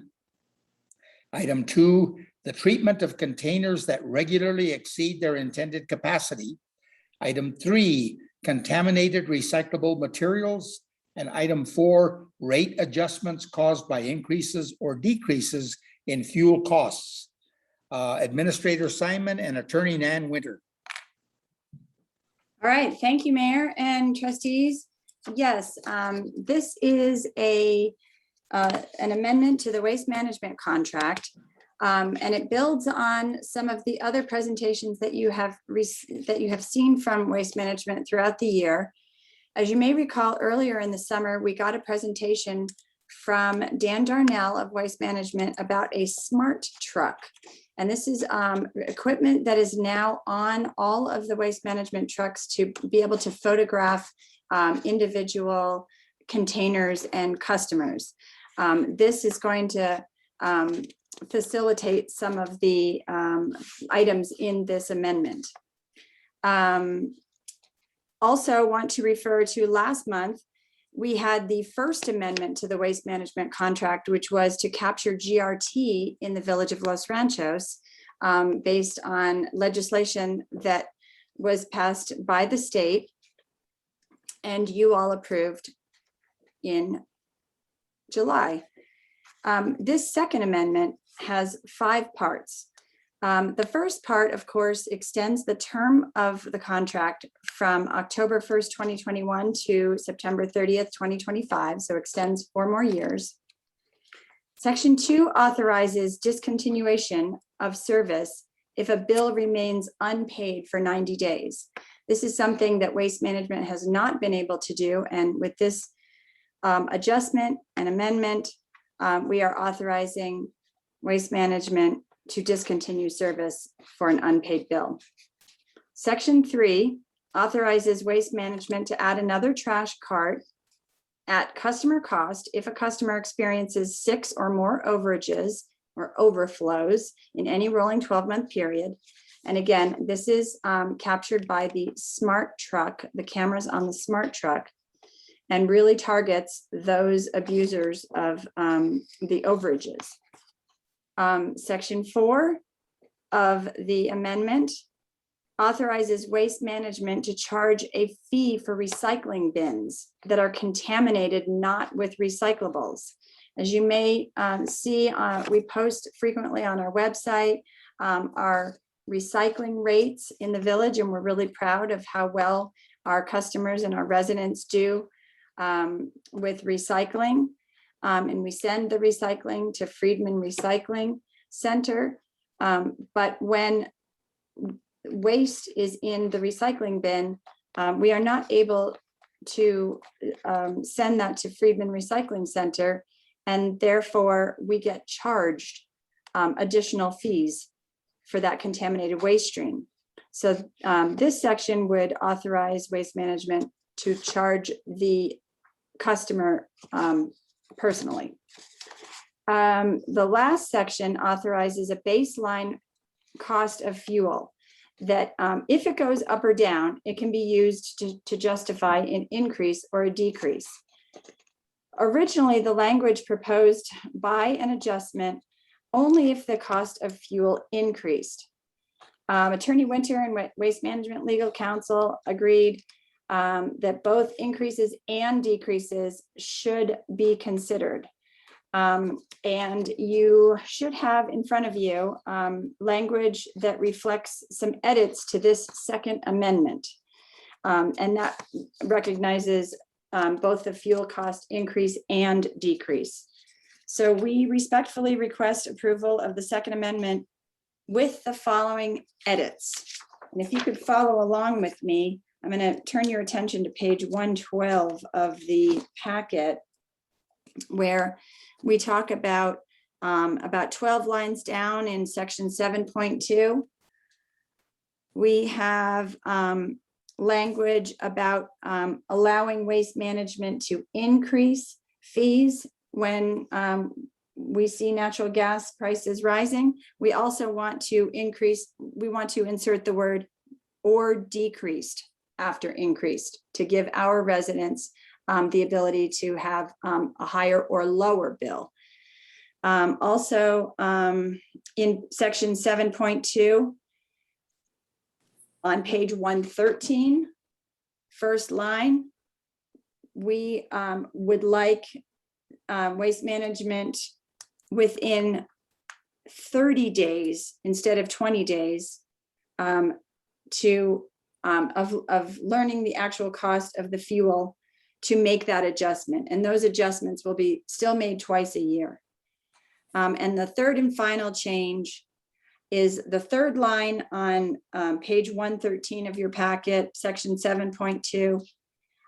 We are going to make some legal language changes that make crystal clear that I will read it. It says the second line of on page 113 says, 2, petition for an adjustment of rates then in effect to reflect the reduced cost of fuel. We respectfully ask that the language be changed to 2, demonstrate and reflect such decrease in any subsequent request for an adjustment of rates then in effect. Attorney Winter, do you have anything to add?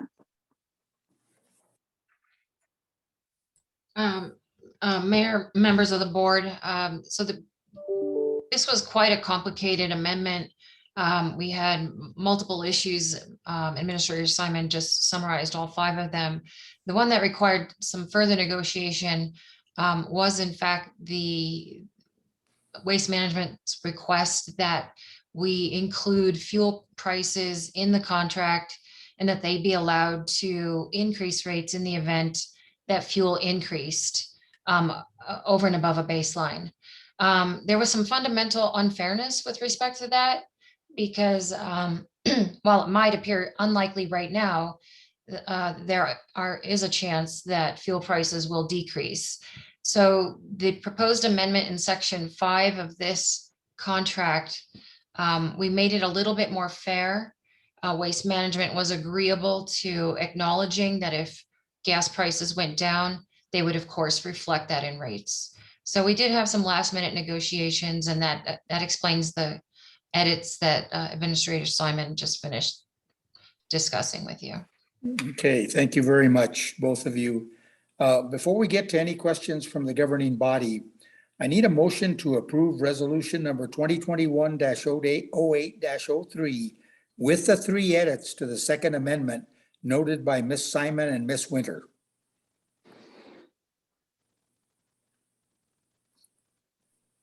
I make a motion to approve the resolution number 2021-08-03, including the 3 amendments.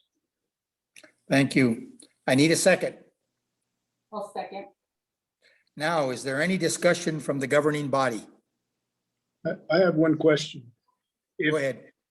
If a particular customer or and resident of the village decides not to pay and they shut down his service, what's going to happen to the garbage that's left? I mean, will our zoning people, zoning enforcement take care of that?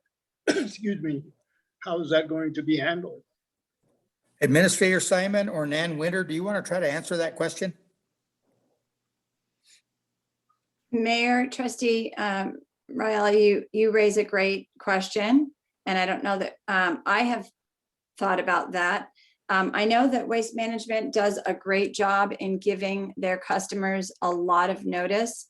I believe just on the lack of payment alone, they allow, I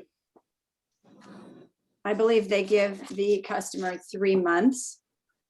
They also have about 10% company-wide of non-payment that they often absorb.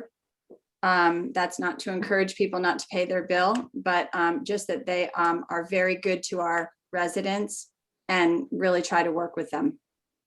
Mayor Lopez, Yes. I have Dan Darnell from Waste Management attending the meeting. We're going to go ahead and move him over. He does have his hand raised and he may be able to answer and contribute to that question as well. Go ahead, Dan. Please help us with that.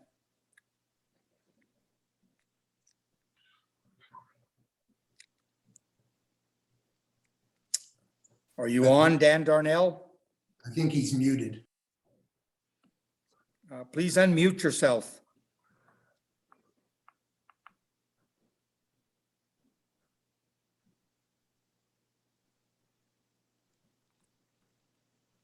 Okay. Thank you, Mr. Mayor. And Yes. Trustees, I apologize. I was clicking on it, but it wasn't working. So Go ahead. Trustee Real, I think I have I'm going to take a stab at answering that question. And we certainly do this in other communities, but the village has a mandatory service ordinance, so they would actually be in violation of the village ordinance. Now, how the village handled that, whether it be through code compliance, which is what's typically done in most communities, that's kind of up in the air. But I mean, that's a local decision to be made. But they wouldn't be in violation of us because we're not the village and we don't have that authority. But basically, if I could just quickly describe that. So if somebody doesn't pay, we make every effort to try to work with them on payments and those kinds of things. We also have an indigent or low income fund, which is certainly available to them if that is an option to them. Typically, even though they're 90 days delinquent, it's going to be 120 days before we actually pull their cans. And once we pull their cans, then service would cease, and then they would have to have their containers re-delivered to them. In the meantime, we would simply report that to the village, and if they wanted to enforce that mandatory service ordinance, they certainly could do that. And that's how it's normally handled. Okay, thank you.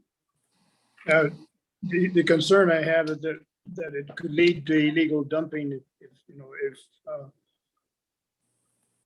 don't know, we as a village, I think we're going to have to address that because it's a possibility that someone is not going to pay the bill and then we're going to have to deal with what's happened to the garbage that's left. Yeah, that's always a concern, an issue for every community that every community struggles with. We haven't found that to exacerbate the problem when we've instituted this in Rio Rancho. of course, we have a landfill and they have access to, to that landfill as well. In fact, we have 2 landfills in Sandoval County, so. Thank you, Dan. you're Okay, welcome. any other questions from the governing body? Dan, do you guys in other communities, do you work with a central drop-off site for recycling? I know we've talked about for several years the issues we've had with people contaminating their recycling. And I was recently in a community that had a great central drop-off point. And they were basically, they had somebody there just saying, nope, you can't put that in this bin and you can't put that in this bin. And it alleviated a lot of the problems. Is that something you guys do other places? Mr. Mayor, Trustee Lewis, we typically don't, participate in the centralized drop-off. We're in the collection business, and so there's a reason that you have single stream. The single stream not only is easier for the folks, but your participation rate is going to go way up. If you do away with the single stream system and you go to a site-specific drop-off, you're going to see your participation rate just probably half or better. Some communities have a program where they have a central drop-off center for source-separated materials, in addition to the single stream. Doesn't seem to work, and they don't use an awful, there isn't an awful lot of people that are using it. So the expenses far outweigh the benefits in my estimation. Okay. Thank you. Okay, any other questions from the governing body? One more, Mayor, Sure. for Dan. So in other communities where you've implemented this kind of policy, have you seen that residents do get back on board and pay their bills, or do you see that there are some, are we going to look at a percentage that they're just not going to cooperate? Yeah, that's a good question.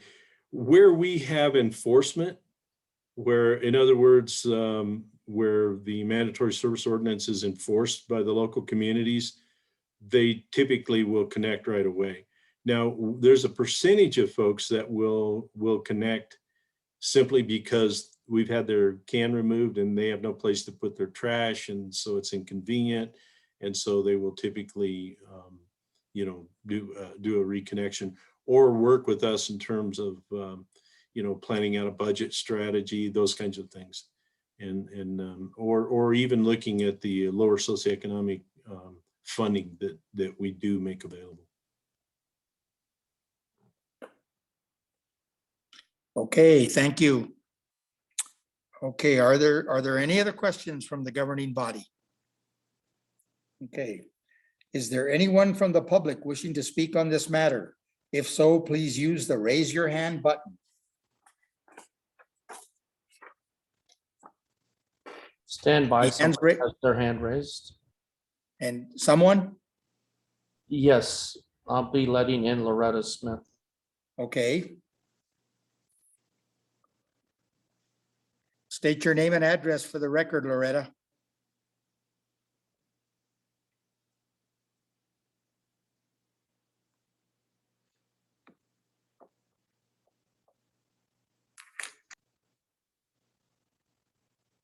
Go ahead.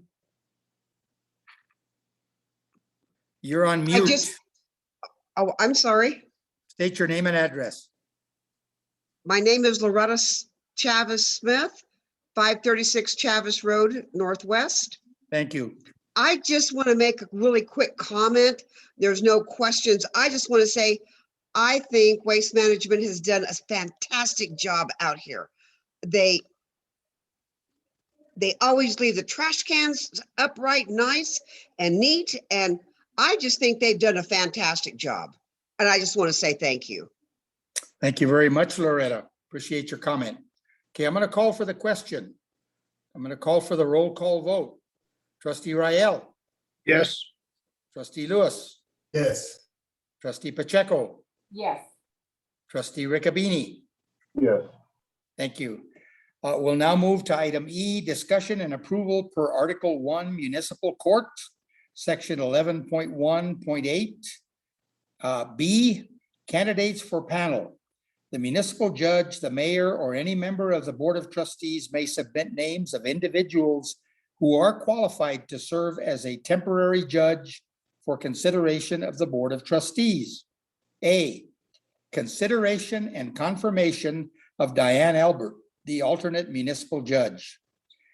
Diane has indicated a desire to be named the alternate municipal judge at this time, and that requires the governing body approval.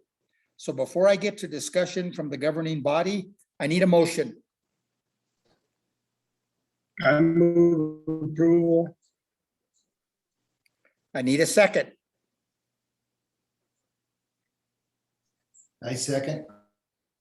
Okay, is there any discussion from the governing body? I'd like to ask a question of Judge Ma. Judge Marr, are you still on? Yes, sir. Good, go ahead. I wondered if you could give us your feedback on this appointment. Well, one of the problems is that in a small community at times, and especially with some of the activists in the community attempting to communicate ex parte in matters before the court, we really need to have an alternate judge. Our alternate judge was Barbara Koenig, who had been the president of the New Mexico Women's Bar, a very qualified attorney. But when her daughter, Julie, decided to run for MRGCD, she had to resign in order to participate in the campaign for her daughter. So that happened about 2 or 3 months ago. Since then, I've tried to find someone who could fill that position, who is qualified. And I think it's important, with the complexity of some of the issues, that we look at an attorney as the alternate judge, or even as the judge. When I came in, the court was tragically broken. I spent many, many weeks at my own expense at National Judicial College coming up to speed so that I could try to do the best job possible. We've had ongoing training with the Judicial Education Commission of the UNM, the law school at UNM, and there are certain people that I have seen that have in the past looked at running for judge that may have done it for personal reasons, self-interested, and with agendas, basically, or vendettas. So Rio Rancho has recently, and I'm not sure if they passed it or not, they are considering an ordinance, and I believe it's been passed, that that the municipal judge need be an attorney. Santa Fe has had that situation for quite a period. I would tell you, after a decade of doing this, that I think it's probably a good idea that someone with the legal background, so that hopefully they're even-handed and honor their oath to the Constitution. I've discussed with Miss Albert.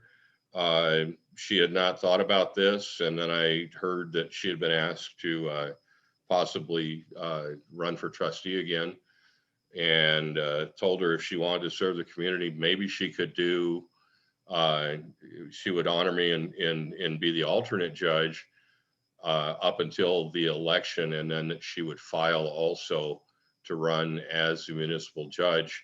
One of my businesses, as you know, is headquartered out of state in Denver, my main business. And my second business, I moved at Christmas time to Texas. So I'm not going to pursue the office.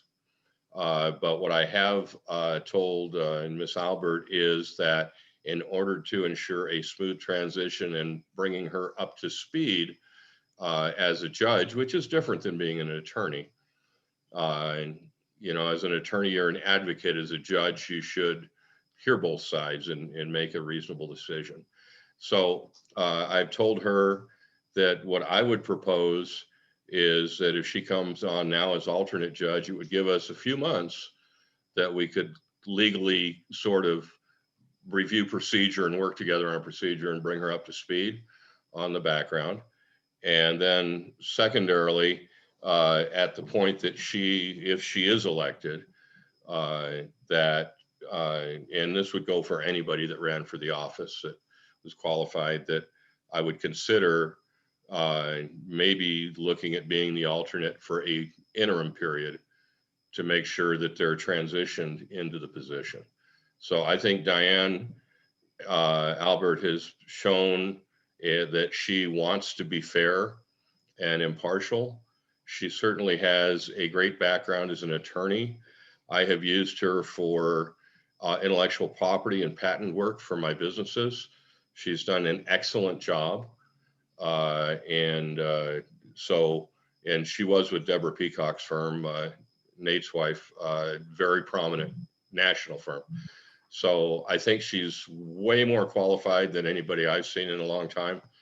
And I believe her heart is in the right place to do the best for the village, as she has on planning and zoning and some other things. She has wanted to give back to the community.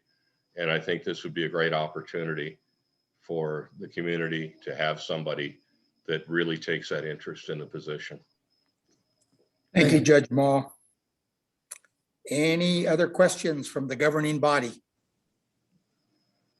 Is there anyone from the public wishing to speak on this matter? If so, please use the raise your hand button.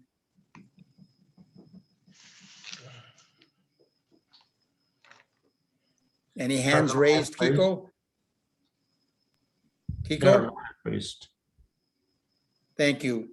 I'm going to call for the question, call for the roll call vote. Trustee Rael, Yes. Trustee Lewis, Yes. Trustee Pacheco, Yes. Trustee Riccabini. Yes. Thank you. Item F, discussion and approval of a voting delegate and alternate 2021 New Mexico Municipal League Annual Conference to be held August 31st through September. It says September 3rd, but I don't think it goes to the 3rd. But anyway, through early September 2021, I'd let Clerk Danielle Cedillo Molina make a presentation on this. Go ahead, Danielle. Thank you, Mayor. Trustees, the Municipal League will be hosting their annual conference from August 31st to September 3rd.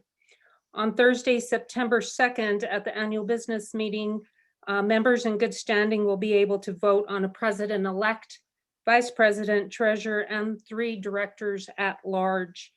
Tonight, you will be nominating a voting delegate and an alternate to represent the village of Los Ranchos. Please keep in mind that both a voting delegate and alternate must attend the conference.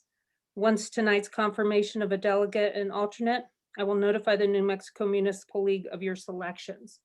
With that, I stand for any questions, Mayor. Okay, let me offer this comment to the governing body. I will be attending the annual conference, and I happen to be on the board of directors of the New Mexico Municipal League. So if one of our members of our governing body would nominate me to be the voting delegate, and then if someone else would nominate someone else who's going to plan on attending this conference to be the alternate, that would be certainly my recommendation. So before we get to nominations, I guess I need a motion and the nomination. I'll make a motion to, I don't know, how would we call it? To nominate the mayor of the village of Los Ranchos to be a delegate. Okay, and the alternate? Well, I would love to be there, but unfortunately I'm out of town that weekend. Is everybody else around? Yeah, let's go to the, I need a second. I'll second it, and I will not be attending, so I cannot. After all the years I've been going, I'm not going this year. Okay. Do we have any possible nominations from the governing body for an alternate delegate? And if there are none, but I'm there and I vote, then you don't actually need an alternate. I mean, to be honest about it. Mayor, let me ask you a question. Does it have to be an elected official? It can be someone like Ann Simon. I don't know. Danielle, can you find out? Mayor and trustees, it does need to be an elected official, Okay, someone so from that our answers that governing question. body. Okay. Well, we have a motion, we have a second, we have a nomination for the voting delegate. We do not have a name for an alternate delegate. We may not need one. So is there any other discussion from the governing body? Okay, being none, is there anyone from the public wishing to speak on this matter? If so, please use the raise your hand button. No hands are raised, Mr. Mayor. I'm going to call for the question, call for the roll call vote. Trustee Rael, Yes. trustee Lewis, Yes. trustee Pacheco, Yes. trustee Riccobini. Yes. Item G, discussion and approval to advertise ordinance number 280, amending the agricultural commercial zone approval process to the zone amendment process. Director Tiffany Justice. Mayor, trustees, so this ordinance, proposed ordinance amendment for advertisement makes two changes to the agricultural commercial zone. The first is very minor. It just adds the A2 zone as one of the options for having the AC zone change process occur. Right now, it is A1 or A3, but given the minimum lot size is 2 acres, there doesn't seem to be a reason to not include the A2 zone as one of the options. The bigger change is under subsection E, approvals. The proposed change would make the new zone map amendment process for AC zone changes to be consistent with the zone map amendment process that's applicable to any other zone change. So right now, the AC zone change process is the only one that is different for any zone change, whether it's residential to residential, commercial to commercial, commercial to residential, residential to commercial. So the normal process that this ordinance proposes to adopt is the one that is in our normal applications and approval section of our code, section 9.2.25, where after an application is submitted, it goes before the Planning and Zoning Commission for recommendation to either approve or deny. Then it goes to the Board of Trustees for final decision, approve or deny. This is different from the current zone change process that's outlined in the AC zone, whereby after the applicant submits their application, there is a 15-day public notice period, after which, if there is not substantive comment, it's approved by the director. If there is substantive comment, the director can forward this to the Planning and Zoning Commission for their final decision, either approve or deny. The difference between the proposed process and the current process is that the zone change currently does not go to the Board of Trustees unless on appeal. And this is equivalent to other actions that the Planning and Zoning Commission makes, like such as variances, bed and breakfast permits, conditional uses with adverse comments. So that is the reason for this change, is to make it consistent with other zone changes. And I stand for any questions. Okay, Director Justice, thank you very much for that explanation. Before we get to discussion from the governing body, I need a motion. I make a motion to approve the advertisement of ordinance number 280. I need a second. Second. Okay, I need, now, is there any discussion from the governing body? I have some questions here regarding on page 124 of 136.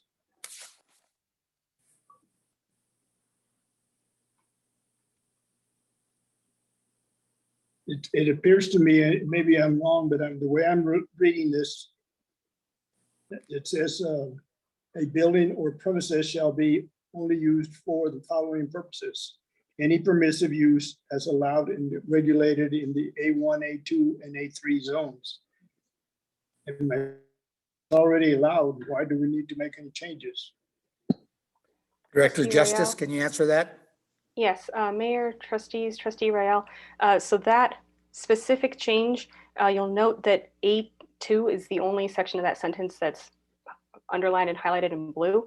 So that is the only part of that sentence that is changing. Right now, the AC zone is only applicable to A1 or A3 zoned properties. And so I'm adding A2 as an option. And so for consistency, any permissive use in the A2 zone is also allowed. Okay. The other question I have is you're deleting several things here. One of the things you're deleting is that no notice to anyone within 300 feet. And if it seems to me like if we require a notice to people that are going to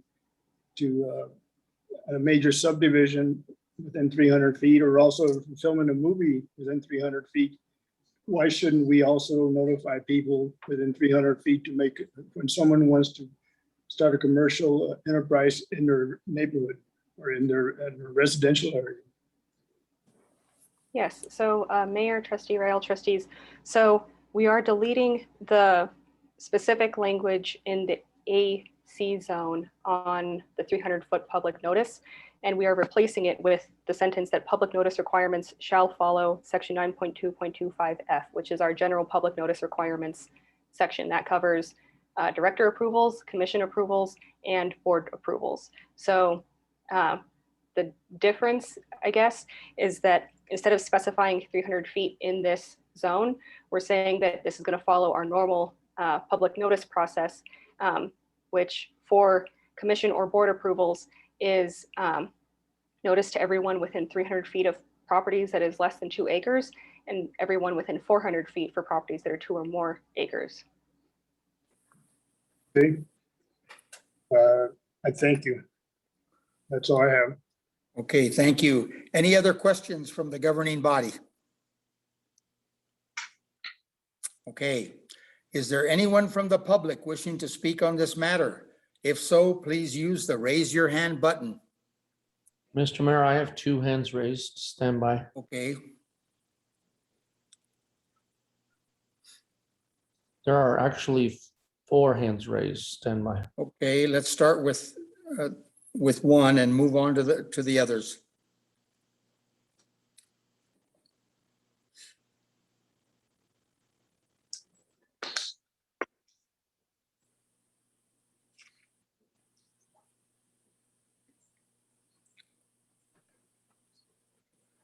So who's going to be first, Kiko?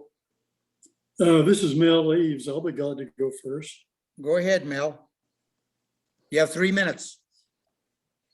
Yes, sir. I'm not speaking for or against this amendment, but I want to thank trustee Rael for his question. That is a big issue in the community. I sent to Tiffany a few moments ago a map which lays out the names and locations of many of the people who objected to John Calvin's attempted zone change. And you will see, and I don't know if she has a way to show you the map or not, but there are over 60 homes on that map. Probably 95% of them are outside the 300-foot area that trustee Rael brings to everyone's attention. And I have complained to Tiffany about this. Obviously, she's obligated to follow the law as it's written, and she can't change it. And I know tonight that the amendment you're working on doesn't directly propose a change in the distance. So this may not be the right time to bring the issue up. But I would like to say to all the trustees, this is a gross injustice when you have only the people within 300 feet getting written notice on the ordinance. The map that I sent out shows my home. I am adjacent to Casa Rondena on the east side. And Adam Triolo is north of me. Joe Rail is north of that. We all adjoin the Allison lateral. I did not get a written notice of this zone change. And the same is true of well over 90% of the people who I'm showing on this map of the people who signed the petitions.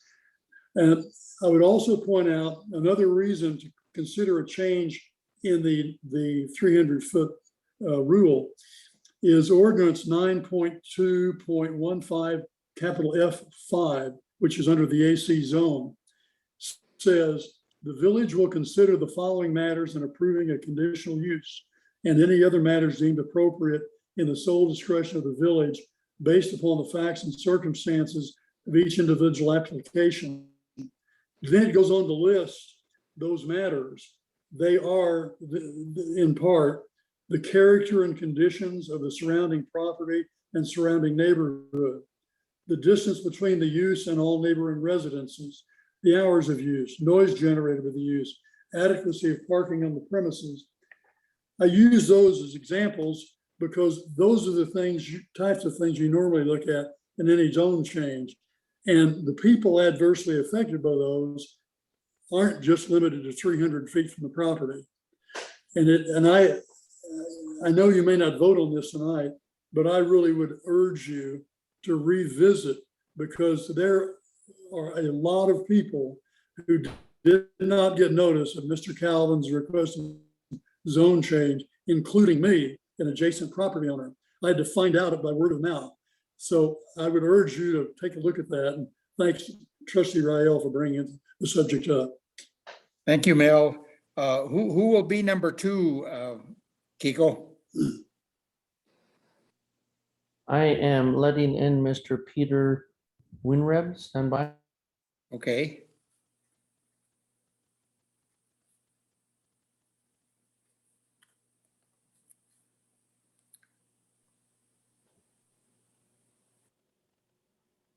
Good evening, Mayor Lopez and trustees. Yeah, state your name and address. You have 3 minutes. My name is Peter Weinreb. My address Okay. is 6509 Poza Rica Court Northwest in Los Ranchos. And Okay. I'm speaking concerning item 12G, the agricultural commercial zone.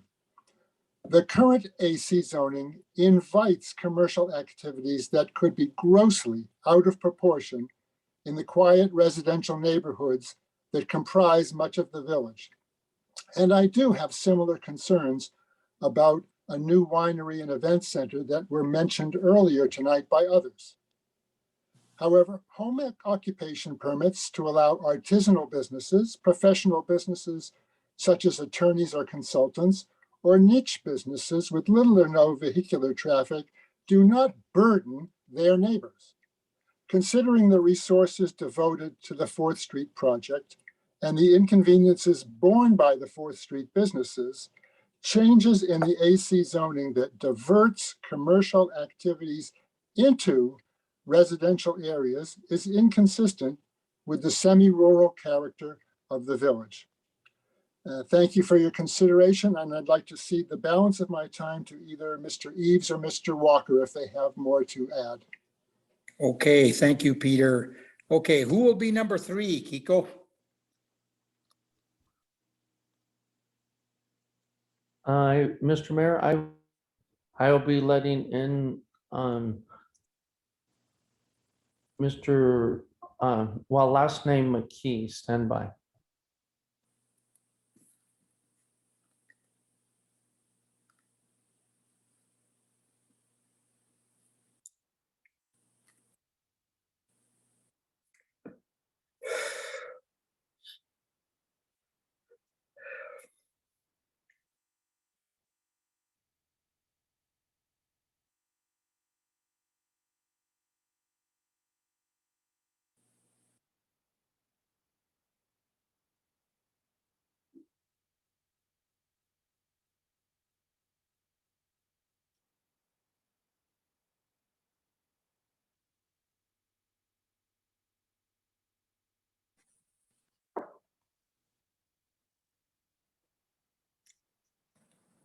I'm not quite sure my video is showing.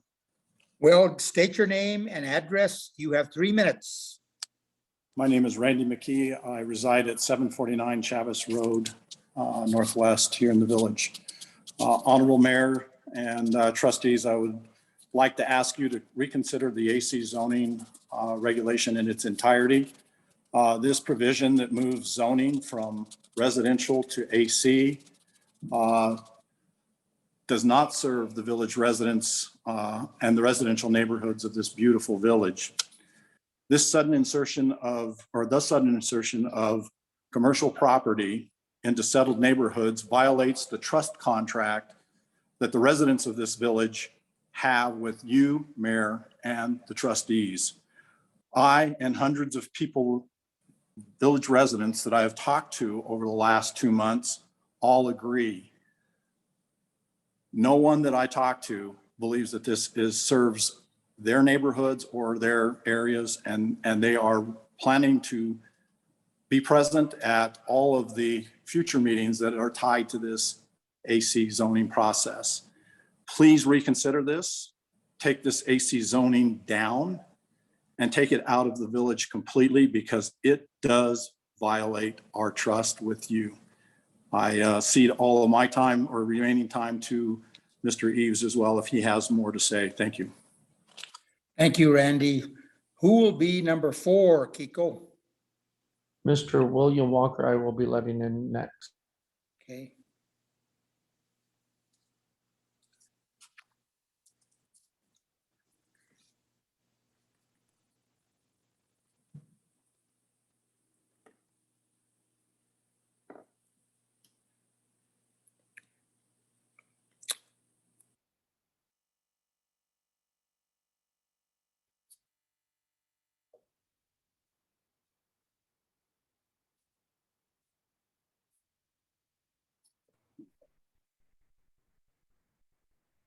Hi, my name is Bill Walker. I'm also a neighbor to the proposed Anamonte Event Center.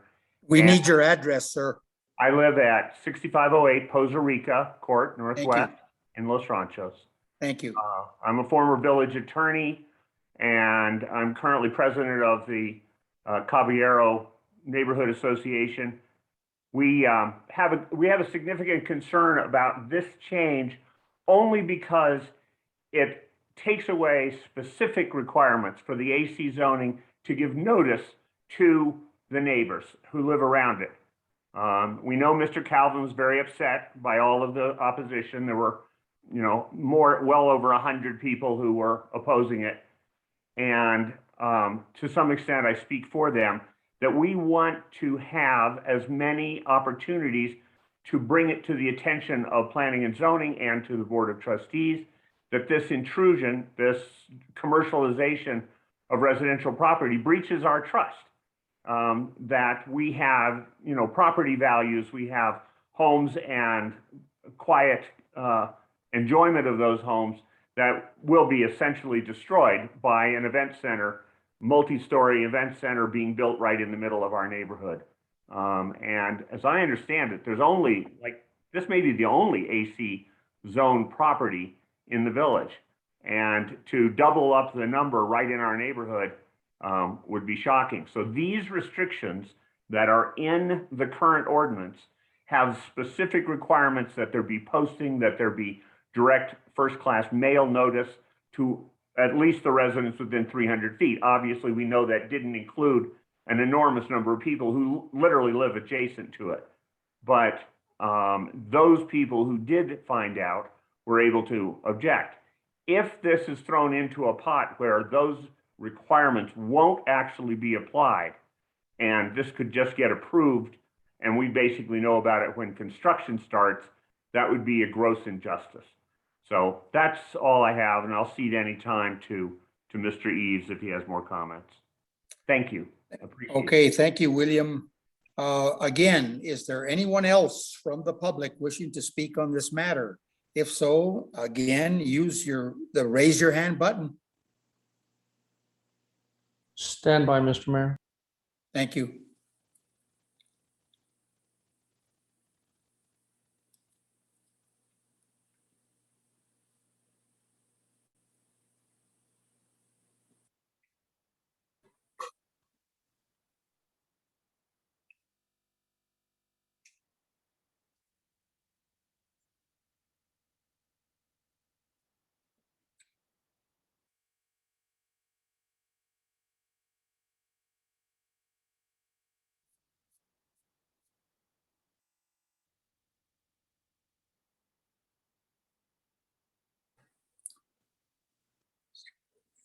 Have I joined you? Yes, who is it? Okay, thank you. I'm going to be very brief because I know it's been a long evening, but Go I ahead. want to Give us your the- name and address again, the please. number of people. I'm sorry, Mel Eves, 721 Chavez Road, Northwest. Los Thank Ranchos you. And you de do Albuquerque. have time from the other individuals who wish to speak. So I'm going to keep it short. please complete your remarks in 3 minutes. Go ahead, sir. Do. I'm sorry. Go did you ahead, say sir. something? I thought. Okay, I'll start again. This of joining together on Mr. Calvin's application has been a real education for a lot of us. I think you're going to find in the November election a very well organized village who is going to, and you're going to find a lot of people who do not want the wonderful residential area in the village infected any further by commercialization. We do not want more traffic. We do not want more noise. We do not want more lights. I don't want more movie studios, which has been amazing to me. None of us make any money off of that. And the people who do make the money on it do not have our best interest at heart. And I'm just going to say that your position as trustee, I think, obligates you to listen, and I know you will. You're all good people. I think now that we've come to you, you will listen to us. We do not want an expansion of event centers. We do not want more commercialization in this beautiful residential 1955. I've grown up my whole life here. And it's just a terrible thing. You've done a wonderful job on 4th Street. Use that as your commercial zone. Don't shift it over to us. We're all organized, and we're going to be heard from on this issue. And anyone who doesn't listen to us is going to hear from us every meeting you have. I complained earlier about the Chavez Road situation, and this is inextricably linked together with what's going on Chavez Road. And that is the ultimate result of commercial activity in the village. And it's going to get worse. AC should have never been approved. It was done almost solely for John Calvin. And I opposed what he was doing back in the early 2000s, but there was only one of me, and I didn't have any real influence. There's no longer just one of me. And please listen to us, because we want you to do the right thing, and we want our village protected. Thank you very much. Thank you very much, Mr. Eves. Okay, I'm going to ask this one more time. Is there anyone from the public who wants to speak on this matter? If so, please use the raise your hand button. Stand by, Mr. Mayor. I'm letting in Deborah Dixon. Okay.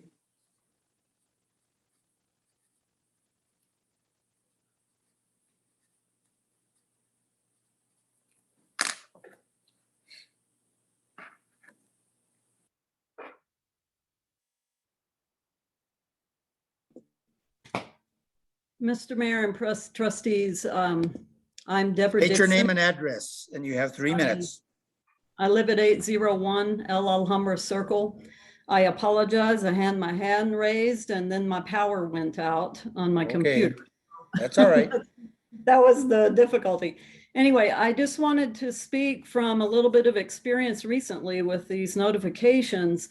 One of the other hiccups, if you would, was the original application in this example was from the winery expansion. And we live within 300 feet. We were notified because we're on the contiguous west side of that property. And Mel Eves, as he explained, he's on the opposite side next to Casa Randeña and beyond the 300 feet.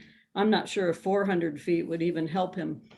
What I understand though is, and this may reach far beyond the AC zone because I think it has more to do with the processes in the village in general.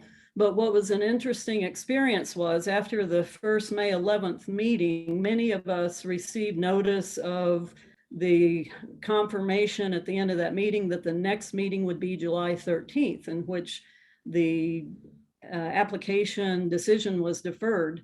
And then there was potentially the special meeting called. And again, the only people that got notified were people that lived within 300 feet, is what I understand, rather than going to the broader number of people that spoke at the May 11th meeting, who were notified after the May 11th meeting. It got brought back to only the people within 300 feet. So I only give this example to maybe ask Tiffany and others to research your ordinance processes for notification to see if there maybe also should be some change to special meetings that tie back to an original subject matter. I don't know, but it was an interesting experience to walk through all this, not having ever done it before. And that's really all I wanted to say. I do agree with others that have spoke though, is my understanding is the AC zone has only been passed for one property in the entire village. And I believe that to allow it to be passed for a contiguous property to one that already has AC zone also should perhaps not ever be allowed if the AC zone were to continue to be a valid zone. That's all I had to say. Thank you. Thank you, Deborah. I think it would be proper for me to say this one more time. Is there anyone else from the public wishing to speak on this matter? If so, please use the raise your hand button.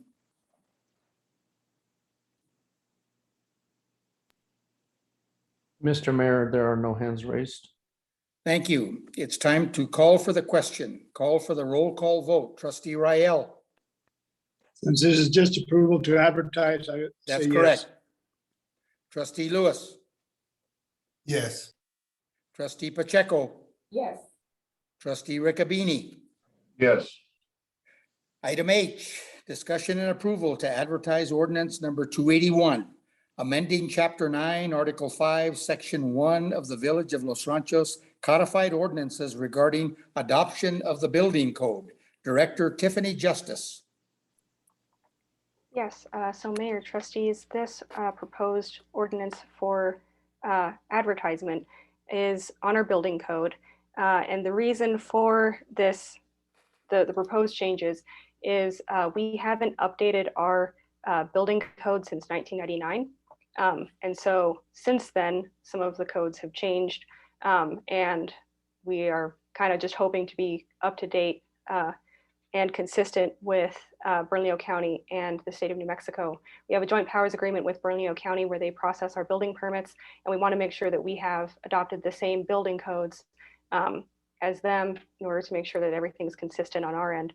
Because there are dates noted for all of these codes, we would have to readopt this ordinance every few years, consistent with how other jurisdictions adopt updated building codes every few years.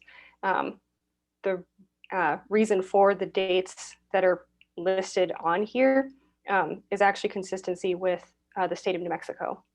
So that's why, you know, it says 2009, 2012, 2015. These are the state of New Mexico's amended codes. And so we're adopting this state of New Mexico's amended codes for that year. And I stand for any questions. Okay, thank you, Tiffany. Okay, before we get to discussion and questions from the governing body, I do need a motion. I move approval of ordinance number 281. I need a second. Second. Okay, is there any discussion from the governing body? Okay, being none, is there anyone from the public wishing to speak on this matter? If so, please use the raise your hand button. There are no hands raised. I'm going to call for the question, call for the roll call vote. Trustee Rael, Yes. Trustee Lewis, Yes. Trustee Pacheco, Yes. trustee Riccobeni. Yes. Item I, discussion and approval to advertise ordinance number 282, repealing ordinance number 273, regulating the growth, sale, and production of recreational cannabis and cannabis products pursuant to the Cannabis Regulation Act of 2021. Director Tiffany Justice. Mayor, trustees, so this ordinance does repeal and amend the code based on the ordinance that we adopted back in March on cannabis. This was before the state adopted the Cannabis Regulation Act. They passed it in April and it officially became law in July of this year. And so with that, we are making some changes to be consistent with the state's act and kind of following the heels of some of the other jurisdictions in New Mexico who are having to adopt ordinances now regarding cannabis. So just kind of going through, so the overall ordinance, the Cannabis Regulation Act had a very small section on local control, and it had a short list of what jurisdictions could do and could not do, pretty like explicitly. And so the ordinance that is proposed keeps that in mind, and I'll kind of go over it as I go through this. So just starting with the definitions, all citations to the Lynn and Aaron Compassionate Use Act have been replaced with the Cannabis Regulation Act, since the Lynn and Aaron Compassionate Use Act only covers medical cannabis, and this now covers recreational as well. So, and then some of the other definitions for cannabis-related terms: cannabis consumption area, cannabis establishment, commercial cannabis activity. These are taken from the state act. That way, we're just all consistent. And then we've removed the definitions of hemp and personal production of cannabis because the term personal production of cannabis is now outdated, basically. So just being consistent with the Cannabis Regulation Act, homegrown for personal use cannabis is allowed under the state act. Our ordinance is not going to cover that at all, since that's going to be regulated by the state. And the definition for hemp that is related to the Lynn and Aaron Compassionate Use Act has been removed. The reason initially for prohibiting hemp was in relation to cannabis. And if we are permitting cannabis, I'm suggesting that we permit hemp as well. So going through with the agricultural residential zone, permissive uses, we cannot prohibit cultivation of cannabis in commercial or residential zones. We can prohibit manufacture and sale, those kinds of commercial activities in residential zones. However, the village's residential zones are zoned agricultural residential. The fact that we allow agriculture in our residential zones, just based on the discussion that I've heard from other agencies, presentations from the Mid-Region Council of Governments, is that if you allow agriculture, you cannot specifically prohibit cannabis. And so based on that, the requirements have been, or the language in the residential zone has been changed. One thing that we are adding is that if an agricultural activity requires state licensure that requires proof of water availability, we would get a copy of that water availability. This language is general enough that it isn't specifically saying cannabis. It could be for any kind of agricultural activity that requires state licensure. So this also could include other activities potentially in the future. But right now, that language is included for cannabis. And then in the C1 retail commercial zone, again, the way that the Cannabis Regulation Act has been written, we cannot, it explicitly says that a municipality cannot completely prohibit a licensee. So because there are different types of licensees, some who are solely producers, some who are solely retailers, we kind of have to allow all of the different types of uses in case somebody is just doing one of them, because then prohibiting them would be, I've been told that it would be completely prohibiting a licensee. So with that, cannabis is a permissive use. However, there are some conditions added, and specific uses for cannabis are conditional uses. So just I guess to clarify, a conditional use is essentially an allowable use in a zone. However, it's required to go through our conditional use process. Our conditional use process is once we receive an application, we public notice that to everyone within 300 feet if it's under 2 acres, or 400 feet if it's over 2 acres. Just that we've received an application, you're welcome to comment on it, see the application, that kind of thing.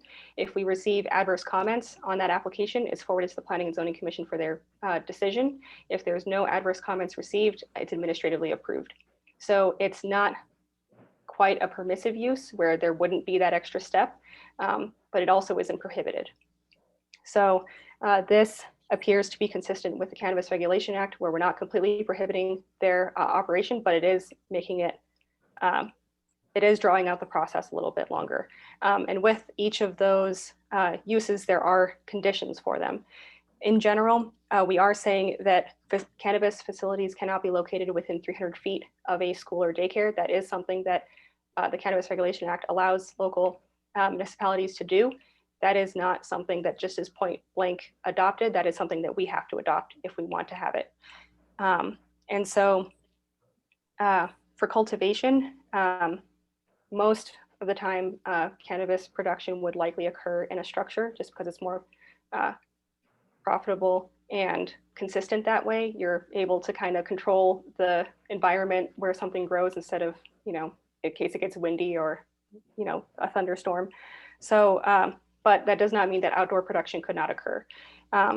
So cultivation, if the structure is being used, has to have an activated carbon HVAC filtration system sized to effectively abate odor emissions. This is something that is basically just industry best practice that cannabis producers, they would have to be able to provide this. And then retailers and consumption areas their conditions are that sale or serving and consumption cannot occur between midnight and 8 a.m. This is consistent with the restrictions that we currently place on alcohol.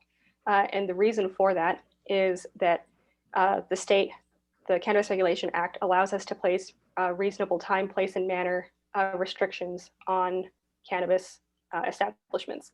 And the way that that has been interpreted and passed on to me is that we can make it consistent with other neighborhood uses similar to other kinds of adult uses, such as alcohol. And so the only real restriction that we have on alcohol is no sales or conditional sales between midnight and 8 a.m. So that's why that's included there. Product manufacturing, similar to cultivation with the structure, are required to have an HVAC system.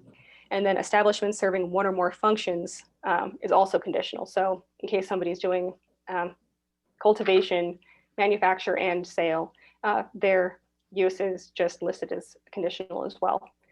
The VC zone and the AC zone amendments are consistent with the changes to the A1 zone and the C1 zone.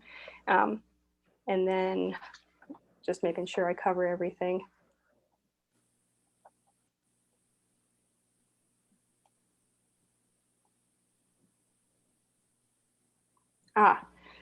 So I just want to mention that if you look at other jurisdictions, cannabis ordinances that they're now adopting, you may see that some of them require licensure and conditions for operation that actually overlap with the state's requirements. So instead of just repeating those requirements, because we don't want to be enforcing the state's laws for them, we're kind of leaving that unaddressed, because if somebody is in violation of their state license, the state needs to enforce that. So this includes things like their security, equipment, number of plants they're allowed to grow, their protocols for health and safety, packaging and labeling. Those are all things that the state already covers in their licensure. And we're not going to address that lest it be construed that we're going to enforce that. And I believe that is all I have. And I stand for any questions. Okay, thank you, Tiffany. Before I get to discussion and questions from the governing body, I need a motion. I make a motion to advertise the ordinance number 282. I need a second. Second. Okay, is there any discussion from the governing body at this time? I have questions. Go ahead. Trustee Rael, go ahead. Okay. Tiffany, since we have to, according to state law, allow anyone to grow the cannabis, can we set limits on the size of the greenhouses? For instance, could we say greenhouses can only be 1,000 square feet, similar to the guest house rule, and only one per acre? Would that be something that would be acceptable to the state?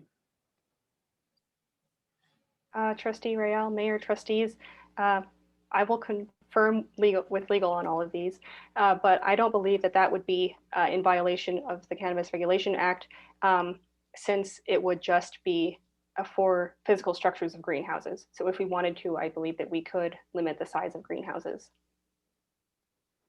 and the number of greenhouses on a property.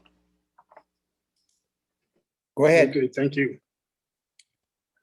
Okay, any other questions from the governing body? I do, Mayor. Yes. Tiffany, so I understand the process.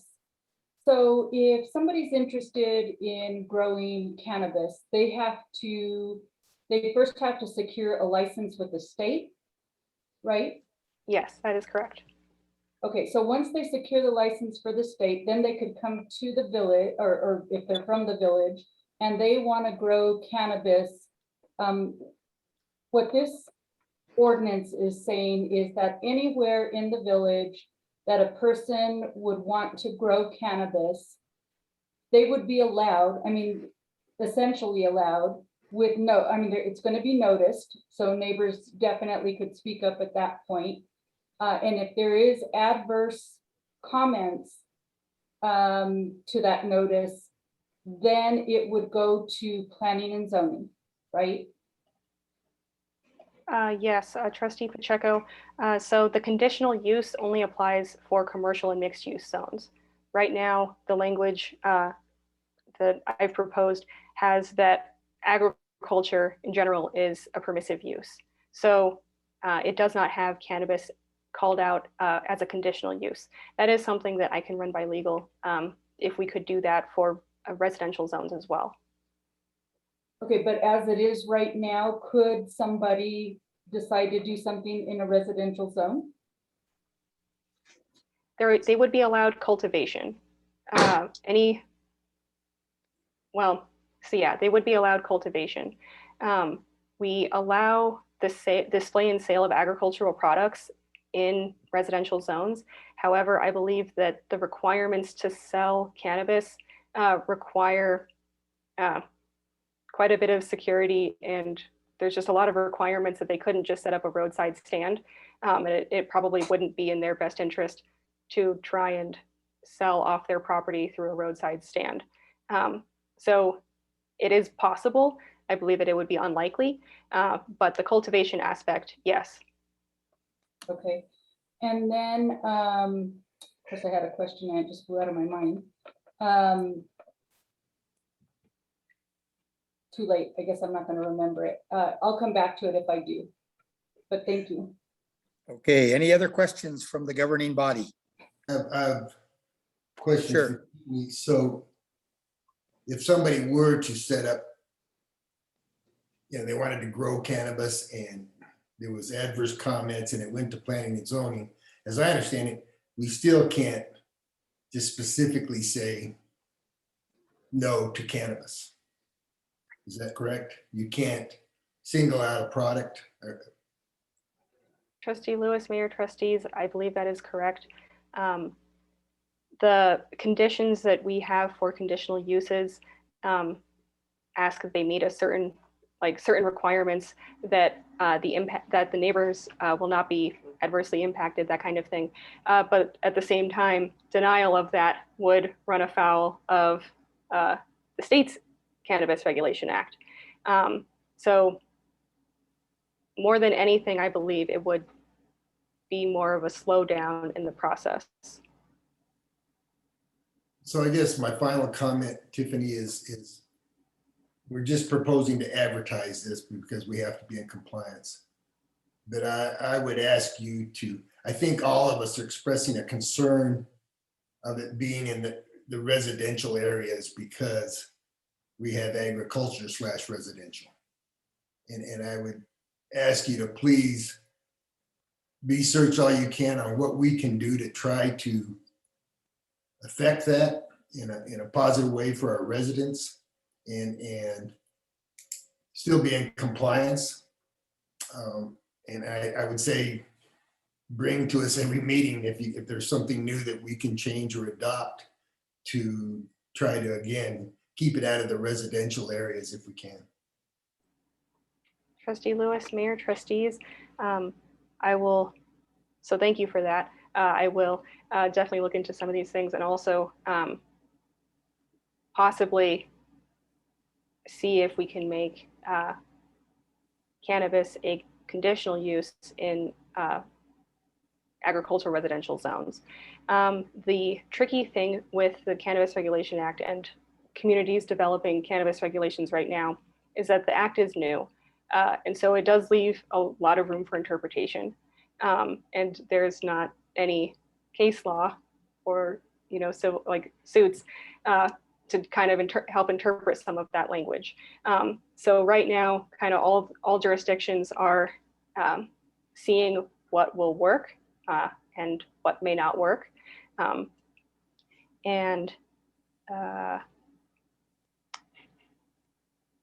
I had one other comment as well, but I think I forgot it too.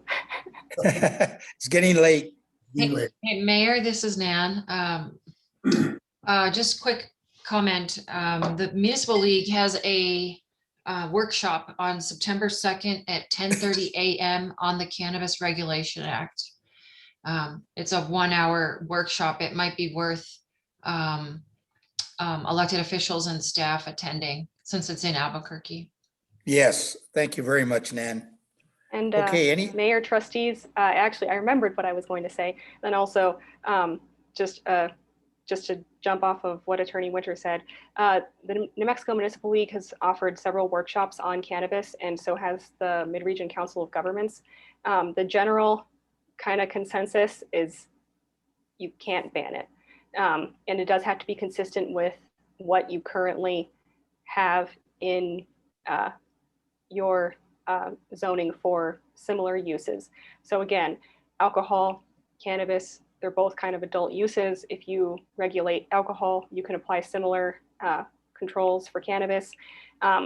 Interestingly enough, Corrales, kind of our sister community that is also known for being, agricultural residential, they are not including any restrictions on cannabis specifically. What they are doing is they are identifying cannabis as being a form of intensive agriculture, which intensive agriculture is, it may involve a lot of herbicides or pesticides, a lot of water usage, and just, it's an intense activity. The reason why they include that water usage and pesticides is because they use septic tanks and the groundwater and the water table, that is a concern. They do allow intensive agriculture with a permit, and they also have added a setback of 25 feet for intensive agriculture. However, our general A1 front and rear setbacks are already kind of 25 feet. The main difference that this would make is, an extra 10 feet on the sides for distance between properties. And this is intensive agriculture, not necessarily a building. So if somebody was to grow outside, would also be required to be set back 25 feet. Though if the wind would blow, you know, that extra 25 feet may not make a difference. Yes, and I stand for any questions. Okay, is there any further discussion from the governing body? I have one more question, Mary. Sure. So we could somehow control it based on water usage. Because going back again, my understanding is that to grow cannabis, it takes, I don't know how much more water than to grow alfalfa or another crop. And of course, you know, the water issue is an issue these days. And can we somehow tie that in? Yes, so Trustee Pacheco, Mayor, Trustees, the state license actually requires proof of water availability. And as cannabis production starts, they're actually required to report back, I believe, on a monthly basis, at least at the start, you know, how much water they're actually consuming, and to make sure they're in compliance. What we've included is that if the state license requires proof of water availability, we want a copy of that. So that is something that we're requiring, or at least proposing to require. Mr. Mayor? I have Yes. I sat in on the New Mexico Municipal League's workshop a few weeks ago, and you can really tell they were talking to municipalities about how to go about just setting it up. And I think this is going to continue to unfold, and I think we have to be right on top of it because the state starts accepting applications in September. So this all starts really happening from that standpoint in September. And I think, again, trying to look at all the different possible options that we can try to control this in our residential neighborhood for sure. We sure want to stay on top of it. Thank you. I have another Okay. question. Go ahead. Maybe Tiffany or Nan, but I believe that lower entities of government can do more restrictive laws, but not less restrictive than the state law. Does that not apply here? Trustee Royale, Mayor, Trustees, so the requirements that we are including are more restrictive than state law, but there are some specific parts of the Cannabis Regulation Act that prohibit us from being too restrictive.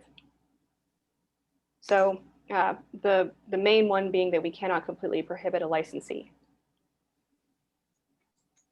Okay, thank you. All right. Any further questions from the governing body? Okay, is there anyone from the public wishing to speak on this matter? If so, please use the raise your hand button. Stand by, Mr. Mayor. Go ahead.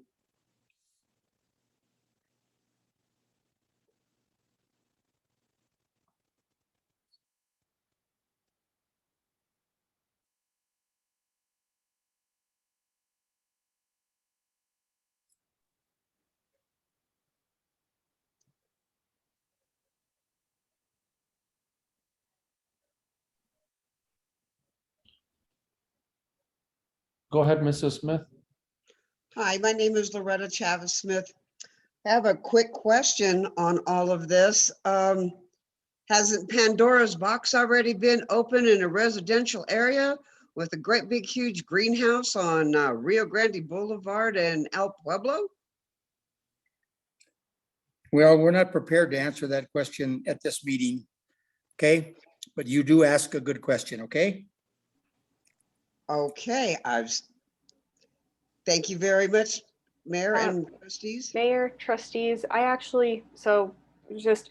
believe I know the greenhouse that Ms. Smith is talking about. Okay. And that building was permitted compliant with the village's regulations on buildings on residential properties. I inspected that with our code enforcement officer, Keen Heinzelman, it was built compliant with the plans, compliant with our setback requirements, compliant with our height requirements. We also got a chance to go inside. They are not growing cannabis. And if they were growing cannabis, they would have needed to do that with a state license, which they wouldn't have had at that time. So as of right now, or at least as of the time of inspection, they were not growing cannabis. Has anybody inspected it since? No. Might be a good time to start inspecting. Well, we hear you and you raise a good question. Okay. Thank you very much. You guys have a great evening. All right. One more time. Is there anyone from the public wishing to speak on this matter? If so, please use the raise your hand button. Yes, stand by.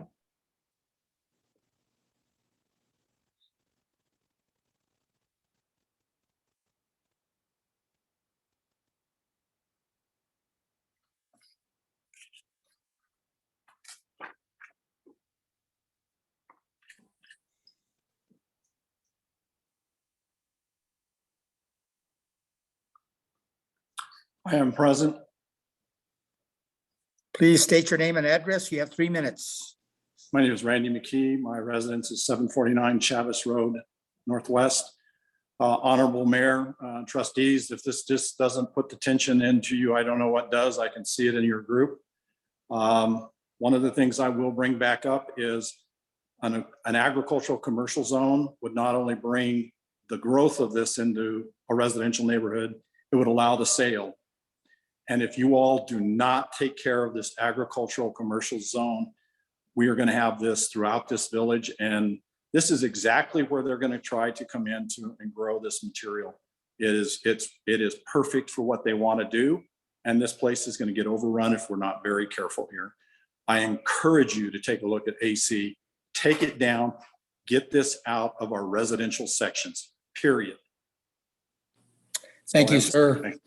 Okay, once again, is there anyone from the public wishing to speak on this matter? If so, please use the raise your hand button. Mr. Mayor, trustees, there are no other hands raised. Thank you. I'm going to call for the question. Call for the roll call vote. Trustee Rael, Yes. trustee Lewis, Yes. trustee Pacheco, Yes. trustee Riccabini. Yes. Item 13, trustee informal discussion. Roundtable discussion is informal. The Board of Trustees will take no official vote or other official action. Trustee Rael. I just have one thing that I have brought up several times before, that the street sign on Sarah Lane and 4th Street has been missing for several months and still has not been replaced. Someone found the Sarah Lane sign on the ground probably, and they nailed it to a tree that's close to the corner, but that is really not what it should be. So Okay, we need to find out what's going on there. Thanks for the comment. Anything that's- else, trustee Rael? Okay, trustee Lewis. Yes, I've been approached by some of our residents regarding having the village work with the balloon fiesta on providing your safe balloon landing spaces. Is that something that we looked at all, or can we put on our list to work on? You know, that's a good question. Administrator Simon, do you want to try to answer that? Sure thing. Yes, in fact, Mayor and Trustee Lewis, this issue has come up before our Ag Committee, and our Ag Committee is discussing it and sending out a call to all residents in the village who have fields that might serve as nice landing sites. So we are working on that. Great.